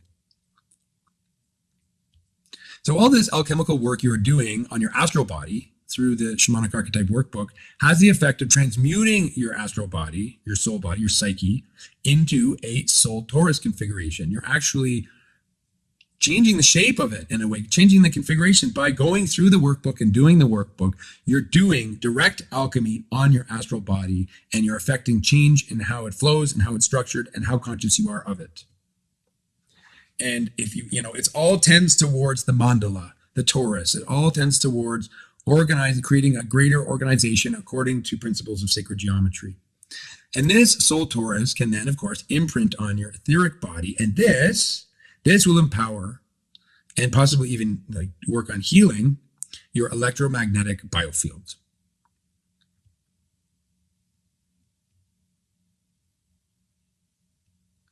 When you crystallize your soul torus and become really conscious of it, you are creating for yourself a powerful seal to imprint on your etheric body. And when you do this, the archetypal powers that are magically contained and organized and flowing in your soul torus get imprinted on your electromagnetic biofield, thus potentially repairing it, empowering it, helping it to flow as a robust and unobstructed torus aura. This is the kind of healing work and alchemy that you can do on your own aura. Now, why is this important? Well, this is very important if you take into consideration the times in which we are living. Most people watching this webinar should recognize that we are living in times of sorcery and spiritual warfare, where there are intrusions all the time being launched at us through what we watch on TV, what we watch on our phones, what we expose ourselves to. And that's just through the screen. There's also things happening in the spiritual realm. There's things happening when people have a negative thought towards us, when people don't even realize that they're throwing a poisonous spiritual dart at us with a thought, with a bad thought, with an envious thought, with an unconscious curse. We live in a time where our aura is being assaulted. So if your etheric body is flowing in harmony with your toroidal astral body, with your astral torus that you've worked on through the Shamanic Archetype Workbook, and both higher bodies are flowing as a harmonious double torus, then you're maximizing the potential, the potency, and effectiveness of your entire aura.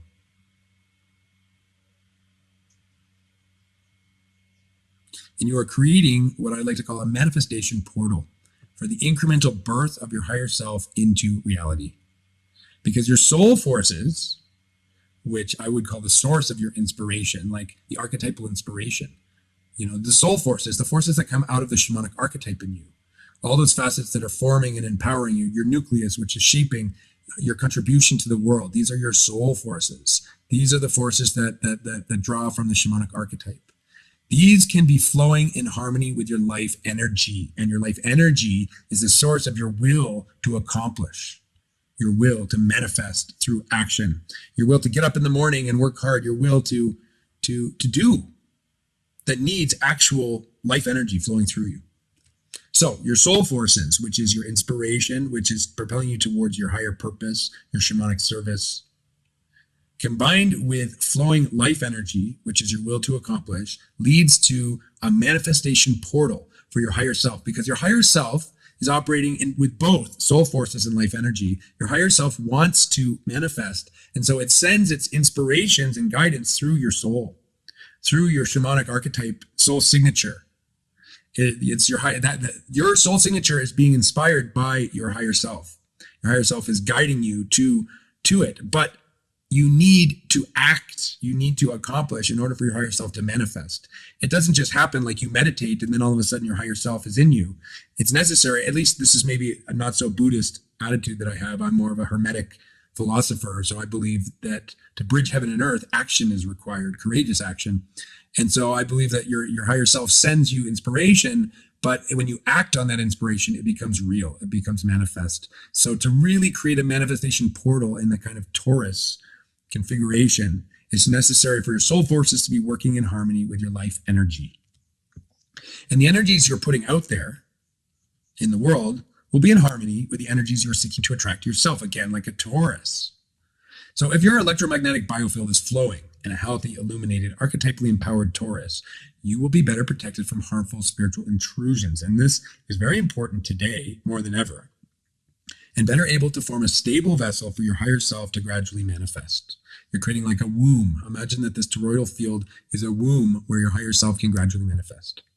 So this tool, this is just this is like the main magical application of this tool, but there are over a dozen magical applications, all of which have the same theme of empowering you and helping you to accomplish your higher purpose in the world. So if you're curious to learn about these over a dozen other magical applications, you can learn more on the enrollment page for just the Shamanic Archetype Workshop, not the whole curriculum of the school. But this first course in the school, this is drawing on just the first course in the school.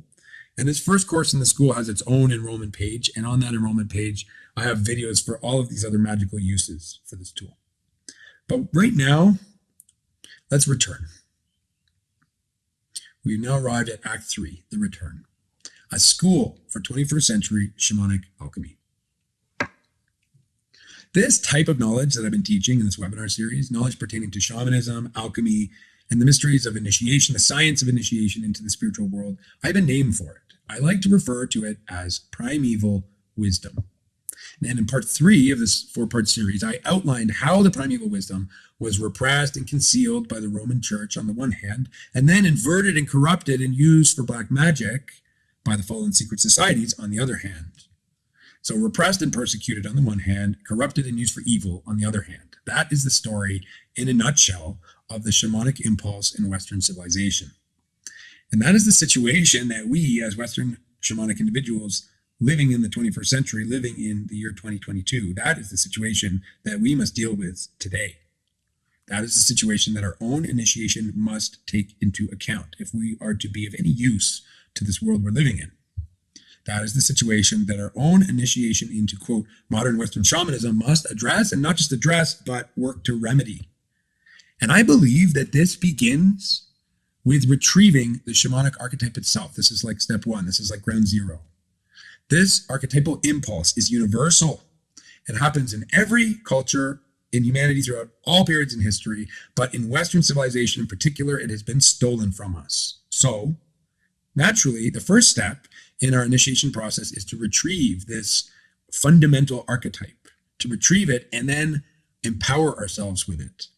So on the one hand, the shamanic archetype needs to be retrieved and restored to us, but it's not just the archetype. We need the science of initiation. The science of initiation has been withheld from us, and it's been corrupted, inverted, and used against us. So it's not just retrieving the shamanic archetype. We also need to rescue the science of initiation from the hands of these, quote, evil shamans or these initiates of these fallen, corrupt secret societies, these magicians who have used the same science, but an inverted version of it, to hijack the shamanic impulse. They've used it all throughout history, and they are still to this day, and especially to this day, using it to hijack this revolutionary emergence of the shamanic archetype that's happening now in response to the global crisis we're facing.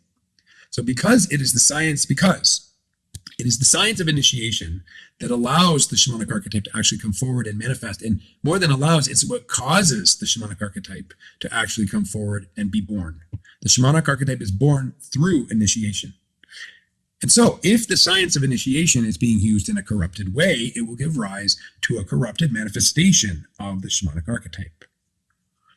So it was with these considerations that I embarked on my own quest to retrieve the dismembered limbs of the shamanic archetype. I recognized the need for Westerners to have a way to be a shamanic individual. I went through that myself. When my shamanic calling arrived, I'm like, what is going on? And I didn't even have a name for it. I went looking and all I could find was a manic, bipolar, borderline, schizotypal, schizophrenic. I couldn't find any legitimate way to be a modern Western shamanic candidate. So that obviously inspired me in my own quest, in my own, mission in life. And I recognized the need for Westerners to have a uniquely Western path of shamanic initiation to help them bring forth the shamanic archetype within them. And I say uniquely Western because an integral part of the shamanic archetype is that it emerges in a specific place on Earth, in the context of a specific culture, in the context of a specific civilization. And there is higher wisdom in that because it emerges as a natural response to the soul and spiritual needs of the civilization, of the culture. And so the initiation process is inseparable from the spiritual needs of the culture in which the shaman or the shamanic individual is living. So we are Westerners. The school I've created is for Westerners. This webinar series is for Westerners. And I'm not ashamed to say that. Like it would be interesting to maybe people in, China or Russia or other parts of the world that wouldn't necessarily be considered Western civilization, but it's given in English. And it's specifically for people living in North America, Great Britain, Ireland, South Africa, Europe, parts of English speaking Europe, like Germany, I guess France, Australia, New Zealand, these sorts of places primarily, but also I hope it's of interest to people in South America who are also part of Western civilization, who can understand English. I hope to translate all this into Spanish and Portuguese one day, maybe German and French, but this is for Westerners. And we live in Western civilization and we have our history. Western civilization has our history, which I go over in part 3. And we have our demands, the shamanic needs of our civilization. We need to retrieve the shamanic archetype. We need to retrieve the science of initiation. We need to rectify the science of initiation, which has been corrupted and twisted and used for evil. These are uniquely Western concerns for people who are part of Western civilization. So I've always felt that Westerners, rather than going to India or rather than going to indigenous tribes in the Amazon, that certainly helps to do, but that it can't be all we do. Because that tradition of shamanism emerged from that civilization and is tailored to the needs of that civilization. Our civilization needs so much help, so desperate for as much help as it can get, that we need to augment what we can get from other traditions and other shamans and other parts of the world, other civilizations. But there needs to be a Western core for a Western shamanic initiation so that the shamanic archetype can be brought forth in Western civilization by Westerners in a way that prepares us to do the necessary shamanic work in the place we're living. So that was a tangent, but I think that was a worthwhile tangent. So this was inspiring. These kinds of thoughts were really inspiring my own shamanic journey. And now, after about 23 years total, I would say, I come back to you with the fruits of this journey to share. The tool, or what I've been calling the boon, I've just shared with you, primarily in the first half of this webinar, was really just the seed of what I managed to bring back. Once I created the workbook, it was amazing what happened. And it's like it continued to grow. It was like a seed. Once I created the Shamanic Archetype workbook, an entire curriculum began to sprout from that, and it started to almost like spontaneously self-organize. It almost had like a life of its own. And then, so once the curriculum started to sprout from the seed of the workbook, after that, an entire online school began to form around this curriculum. And then as I put the school out there, which I launched, I think in 2016, I believe, then an entire culture began to form around that school, because people have need to find others in Western civilization who are like them, although everybody is so unique in their shamanic soul signature, but others who are touched by the same archetype. And it's remarkable. Everybody has these vastly unique and different stories, and yet there's like an archetypal story. There's all these wounded healers in Western civilization who've suffered from not having an established shamanic tradition in place here. And so we all have a unique story, and yet we're all kind of sharing one archetypal story as well. So a culture is just ripe to form around this curriculum, around the school, and then finally a culture that forms around the school. So the School of Modern Soul Science, that's the name of the school I started, or SOMS for short. The School of Modern Soul Science is dedicated to addressing and solving these problems we've been discussing in all 4 of these webinars, and to provide a culture, an online culture, and a curriculum, like a university curriculum, to Western shamanic individuals. It's like the university that you would want. Like it's like the university of your dreams for people that are touched by the shamanic archetype. It's like a university. So it's like modeled after a Western university, but it's teaching something that you never got to learn in university. And with the mission of helping these people pursue their spiritual development and their initiation as Westerners, to have a sort of the closest thing we could find to a modern Western shamanic initiation. There are some that claim like Westerners can't be shamans. Shamans are by definition non-Westerners. I vehemently disagree, and I will debate anybody that makes that claim. The shamanic archetype is universal, and it's just that Western civilization has suppressed it and squashed it and corrupted it. But it is alive today, and there are probably tens of thousands, if not hundreds of thousands, of Westerners who are experiencing a genuine shamanic calling today. So these are the people that this school was created for.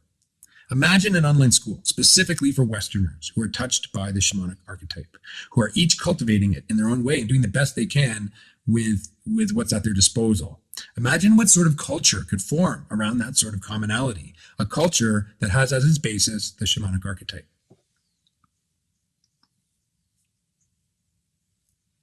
The school itself is like an alchemical vessel where transmutation and healing takes place in the vessel. So imagine what that school culture would be like. Imagine a school community, like I said, where everybody has one thing in common, the shamanic archetype. And yet, as you've seen, there's an infinite variety of ways in which the shamanic archetype could come to expression. But a school where everybody is working earnestly to manifest the archetype in their own unique way. Imagine what that community would be like. And instead of just imagining, let me show you. I'm going to actually take you into the school and show you what the community is like. And the school curriculum is located within the school community. So we're going to go to the school community now, and I'm going to show you. So this is like a social media platform, but it's tailored. It's the School of Modern Soul Science, and it's tailored for this culture. So here's the discovery page. There's a welcome orientation. There's a community members' rights and limits on rights. There's a mission statement. This is like a summary.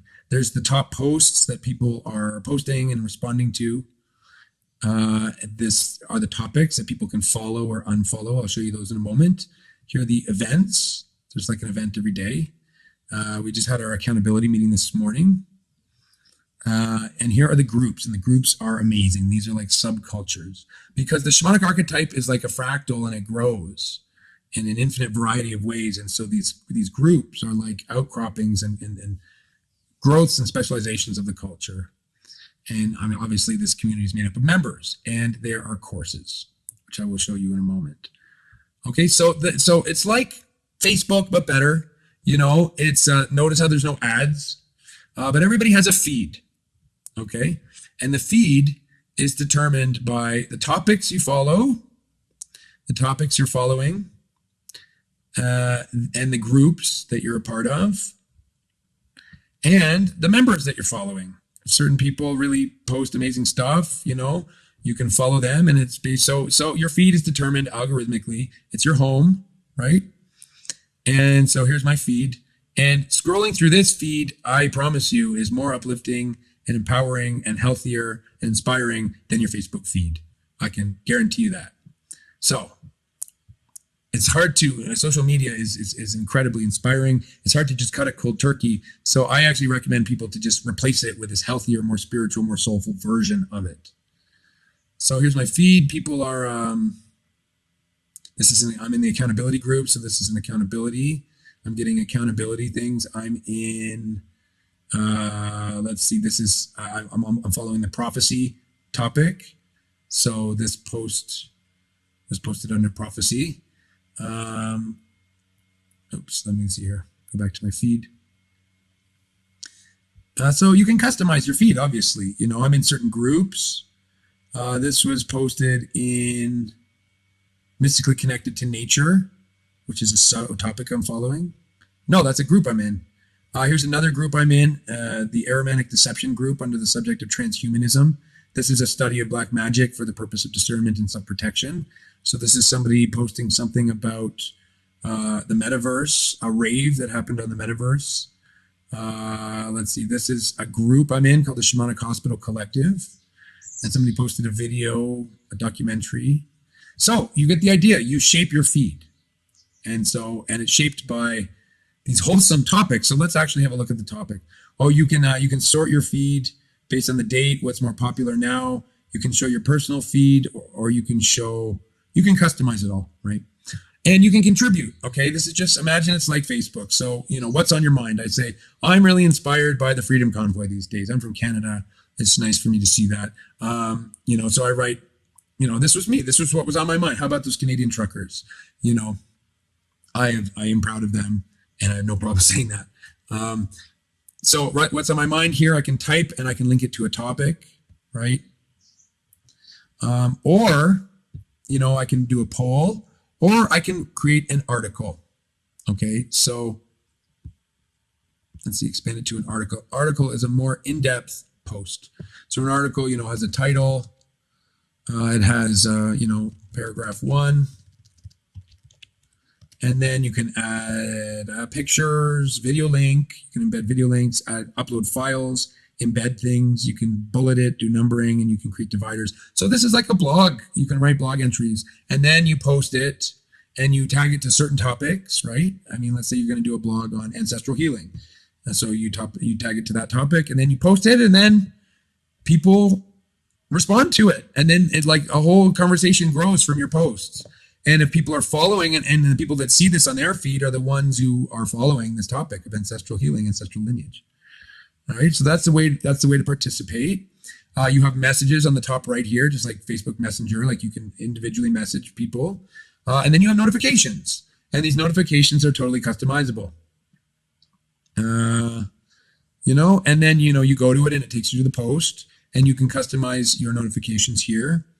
You can get email updates. You can get it pushed to your mobile phone, and this obviously comes with a mobile phone app, so you can participate in this community on your mobile phone. I have cheers on my stuff unactivated because I would just be, you know, there's lots of me getting dinged all the time, but comments, updates, reminders of events that you've signed up for, chat messages, new course material. If you're a student in the school and you're really, you know, waiting for the next lecture to be published, you can get notifications for the individual groups. I'm a part of basically all the groups and all the courses, so you can turn these on and off. Totally customizable. Now, let me show you the topics. So these are the topics that we discuss, more or less. This will give you a sense of the culture. This is what we're interested in. This is what we love to think about, talk about, write about. Contemporary shamanism, but also traditional shamanism. Entheogens and entheogenic shamanism. Not everybody in this community is into entheogens, but there are a subsection of people that are really passionate about it, myself included. Ancestral lineage, ancestral healing. I think most of the people here are passionate about that. Western esotericism and occult history. That's a subset. Like I'm really into this myself, as you can tell. Hermetic arts and sciences. So this includes alchemy, astrology, magic, sacred geometry, architecture, occult systems. Basically, the divine wisdom of Hermes Trismegistus. The two elders of the school, Carl Jung and his soul science. We talk about Jung a lot. We share his quotes from his work, studies of his work. I think there's a book club where people soon will be reading his autobiography. Rudolf Steiner and spiritual science. So Carl Jung, soul science, Rudolf Steiner, spiritual science. Modern mythology and myth making, pre-modern mythology, visionary art. There's a lot of artists in the community. Golden thread, documenting the journey. People go through remarkable journeys of transformation in this community and in this school. And so this is a way to document it. And this helps people to put together their final portfolio, which I'll get to when I tell you about the the courses and the curriculum. Creative arts workshop. There's so many artists here of all sorts, and this just gives them an opportunity to post what they're working on and workshop it with the community. Modern shamanic initiation science is for nerds like me who like to talk about higher bodies and imprinting and alchemy and sorcery and magic and media magic and things like that. Sacred ecology and spiritual activism. This is an integral part of the shamanic archetype. Soul retrieval and healing arts. A lot of the people here have had to do soul retrieval work and healing work.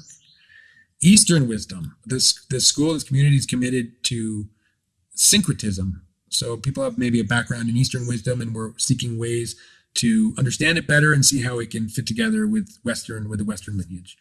And that goes hand in hand with spiritual syncretism, weaving, and evolution. Previously distinct spiritual streams coming together, cross-pollinating, fusing, creating new expressions and evolutions. Shamanic arts and culture. We're observers of culture, arts. This includes like films and well, everything. Like arts and culture is a very broad term. Spiritual warfare in the 21st century. This is a hot topic, and it's very important, I feel. This is what we're living in. Prophecy. And people really have a deep interest in prophecy. The truth is out there. This is a safe space for conspiracy research. This is a huge subsection of people that are interested in shamanism who understand that knowledge has been withheld from us since the days of ancient Rome, and it's never really stopped, and that there are secret societies and that there are things happening behind the scenes. So this is a place for people to puzzle that and work it out. Mystery archaeology kind of goes hand in hand with conspiracy research because our true history has been withheld from us. And I know this living in Peru, this picture here is a temple in Cusco, just 35 minutes south of where I am right now, and they have utterly inexplicable 50 to 100 ton stones that have seemingly been softened like plasticine and squished together like Play-Doh. And you look at this, and the archaeologists say the Incans did it, and you look at this and you say this is impossible. How is this done? So. Anyway, origins. Knowing our divine origins is integral to the shamanic archetype because we've had our origins withheld from us, just like the shamanic knowledge withheld from us. So mystery archaeology, a community library where people can share PDFs of books or, digital copies of books that they're reading to increase the wealth of our community library. A community dream journal where people can dream together and share their dreams. A topic for community building, permaculture, and food, which has come really important since March of 2020. Network gnosis, where people study and practice because we're in this together, and this is a network. And so this is a topic for us to understand the power of network. And like I said, emulating the wisdom from the fungal kingdom, growing a magic mycelium network to regenerate the culture. Personal introductions. When people come into the school, they often, or the community, they want to give a personal introduction. They can tag it with this topic, and help calls for peer support. These, my friends, these are just the topics of posts and conversations.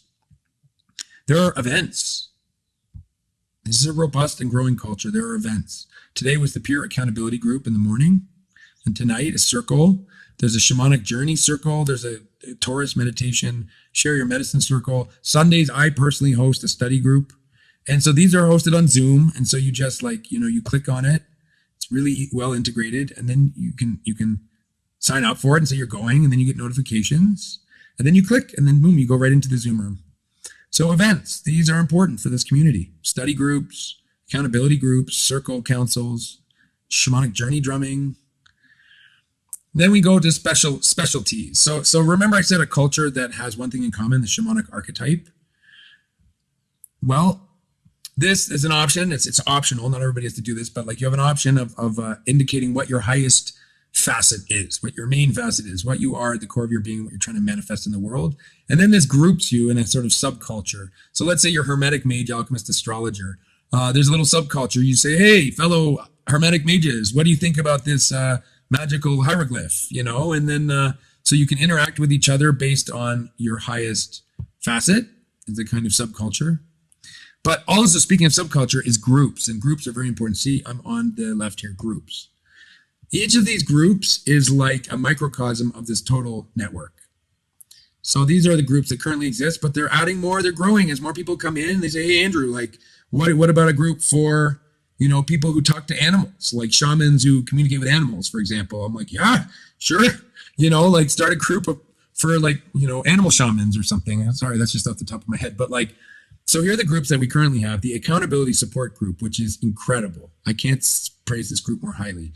Shamanic theater for movie nerds who like to watch movies, especially that have a shamanic theme. So we love movies, we love shamanism, we love to watch shamanic movies together and discuss them afterwards. Here's a private group for actual like practical shamanic, shamanic practices, actual practicals of shamanic practice. This is one of my groups, the Rudolf Steiner study group. I'm a big Rudolf Steiner nerd.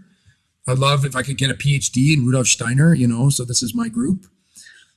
This is another group that I'm involved with. It's the Aromatic Deception Study Group. It's private. It's not for everybody because it's kind of scary. This is where we analyze evil, black magic, evil alchemy and sorcery, and so that we can discern and defend. Luciferic Study Group. This is again same thing. We strive to have discernment so that we not be deceived, so that we can stay true, connected, and be a positive force for humanity. Mystically Connected to Nature, a group of really nature shamans and people that just really, like you said, mystically connected to nature. There's a mediumship study group. This, I think I could be really involved with. I've been studying mediumship, the Shamanic Hospital Collective, pioneering shamanic psychiatry and shamanic mental health and soul care for those going through initiatory crisis. There's a group for Spanish speakers. I hope this develops over time. A crisis support group. A lot of people that come into the school are no strangers to crisis. There's an entheogenic facilitator network, a shamanic practitioners network, a Promethean entrepreneur network. This is another one of my groups. In addition to being like a shamanic alchemist, I'm also an entrepreneur. And I think it's important for people to have certain skills and knowledge to help them start businesses and get their teachings out there. So I have a group for that. And there's a mastermind that's secret. A community builders group. There's people in this community that are passionate about community building, sustainable community building, permaculture. There's a book club so they tackle a book. There's a writer's workshop where writers are working on something and they post it and they get feedback from other writers. A musician's workshop. Musicians share their music and get feedback. A visual artists workshop. Artists post a painting they're working on or a work in progress. A myth maker fellowship. This is another group I started that I'm involved with. This is, I believe in like when a culture's myths die and go into decadence, the culture dies and goes into decadence. We need new myths. So I formed a fellowship of myth makers to create the new myths. Dreamweavers, this is for dreamers to share dreams and puzzle the mysterious teachings and guidance of their dreams. There's even a singles group. This isn't very active right now, but as the community grows, it could be. Because let's face it, if you're a shamanic individual, don't you want to find another shamanic individual so that you can be compatibly crazy together and cultivate your gifts together? There's even a way to use the Shamanic Archetype Workbook to analyze interpersonal soul chemistry using your mandalas. A group for founding students, a group for moderators, and even a security team. So these are the groups that currently exist now, but look at how each group is. Let's look inside the accountability support group. The accountability support group, it's like the network itself. Okay, it has a feed. The feed is determined by the members you're following in this group and the topics you're following. So each group has its own topics. So there's weekly accountability. So each person sets a weekly goal, and they come to these weekly accountability meetings on Zoom Monday mornings. There's a gratitude affirmation topic. Stealing the Facebook Dragon's Gold. A lot of people here are kind of transitioning off Facebook, and they're taking really good knowledge and good information off Facebook, and they're putting it here, and they're kind of holding themselves accountable to doing that. It's kind of like a mission, kind of like The Hobbit or something like that, But there's others who are committed to actually getting off Facebook entirely, and so they can stay accountable for this. And if they're following this topic, I should follow that topic because I'm getting off Facebook. Then it will come up in their feed, and not just in their feed in this group, in their main feed, the topics they follow in the groups they're in, determine what shows up on their main feed. This is for people reinvesting in social media, alchemy. These are for people that have got off Facebook a while ago and they want to really invest in this social media because they trust it. This is for introverts. This is for people that are taking the curriculum and they want to have deadlines. So they're holding each other accountable for deadlines. And here's general topics of asceticism and self-improvement, mastering your soul alchemy. This is a broad topic, but this is very broad, but these are more specific, like battling depression, people that battle with darkness, dark spirits, dominating your smartphone dragon, people that are addicted to their smartphone, overcoming addictions, dropping bad habits, food, diet, exercising the physical body, maintaining a spiritual discipline, impeccability of your word. very helpful to hold yourself and have your peers hold you accountable for how you've been using your words. Time management, I need this one. Cleaning house, productivity and focus, and help, calls for peer support. These are all the topics in just this one group. So you see that the format of this is that it can keep growing and keep being diverse. And this group has its own events. And so this is a recurring event of the accountability, the weekly accountability. You show up, you say, hey, I did a good job this week. I met my goals. And next week I'm raising the bar. I'm going to do this. And then like people, you go next week and people say, so did you do it? And they're like, yes or no, or you kind of halfway between. To have this accountability with your peers is so invaluable. There's a chat for people, just like the main group, people can chat. And yeah, and you can invite people to the group too, other people in the school.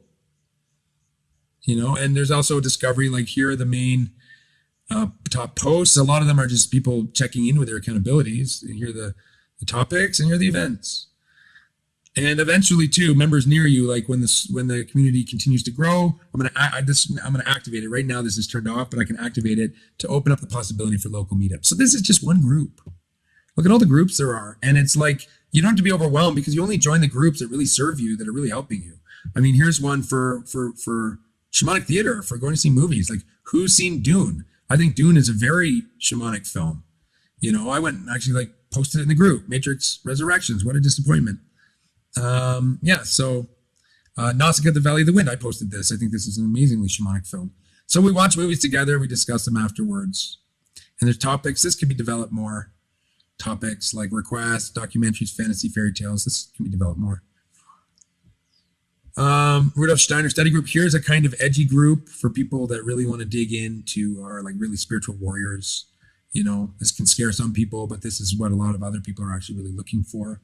It's for seekers of truth. The topics, you can tell a lot about this group from the topics: churchianity, modern media, sorcery, scientific materialism, endgame, transhumanism, secret societies, evil alchemy, corporations, psychopathology, ritual, war and genocide, technology and technocracy, COVID-19 and the vaccine, imperialism, colonialism, problem, reaction, solution, that's a magical technique, enslavement, cruelty, social engineering, psyops, aliens, antichrist, orchestrating war, atheism, the all-seeing eye, strategic traumatization and harnessing viral operations, politics, culture.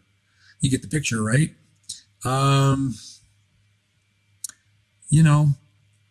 Crisis support group, entheogenic facility. So all of these can continue to grow. This is one of my favorites. This is where I'm actually posting, Anyway, I can go on. So think of the growth potential. This is just starting, there's not too many members, but there's still such an important need. And now all of this is the culture that surrounds the main spine of this, which is this curriculum, because this is a school. So let's have a look at courses. This is what people are really ultimately coming here to do. But you don't have to just be in courses. You can sign up and be part of the community without necessarily being part of the school. So I'm going to show you the option of being part of the community and the curriculum, or just the community if you don't have time for the curriculum, but you want to, replace Facebook with this or something like that. So these are free courses. This is this webinar series here that you're watching right now. And here are the paid curriculum. These are the private courses. And this is the first course. It goes, in this order, and you have to complete them in order. So MSS 100 is the Shamanic Archetype Workshop. And here's the table of contents, or the syllabus. And each of these is a video lesson. I give video lessons. It's me when I had a bigger beard. And you can give comments to each lesson, share your thoughts, and you can click that you've completed them. And you work your way through the courses, you work your way through the lectures, and you submit. Here's the workbook, download, and then you submit the assignment in the end. And then you get a certificate of completion, and then you move on to the next course. So here again, you can see the members who are enrolled in this course. You can chat with them. There's a chat for just this course. And there's a feed, for people that are posting in this course. Like, what's on your mind? Well, I just finished my shamanic mandala. Here it is. Like, here somebody said, here are my top facet mandalas as symbols. My first mandala attempt. And he posted a photo, and people are like, you, right on. And then they give feedback, And then they share their work and they say, well, here's mine. Here's my mandala for technician of ecstatic trance states. Here's somebody that says, here's a video of how to create a 3D torus. And here's a completed mandala for alliance with spirits. So people can post, and there's a feed for just this. And this course also has topics. So the topics are the 25 facets.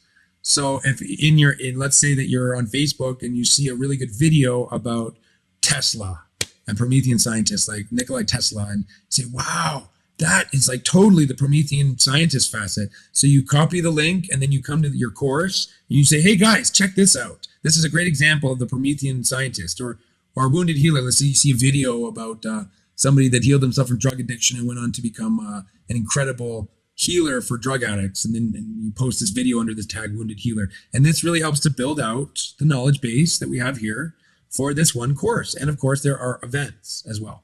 We have a weekly study group that I personally host here. So this is just the one course.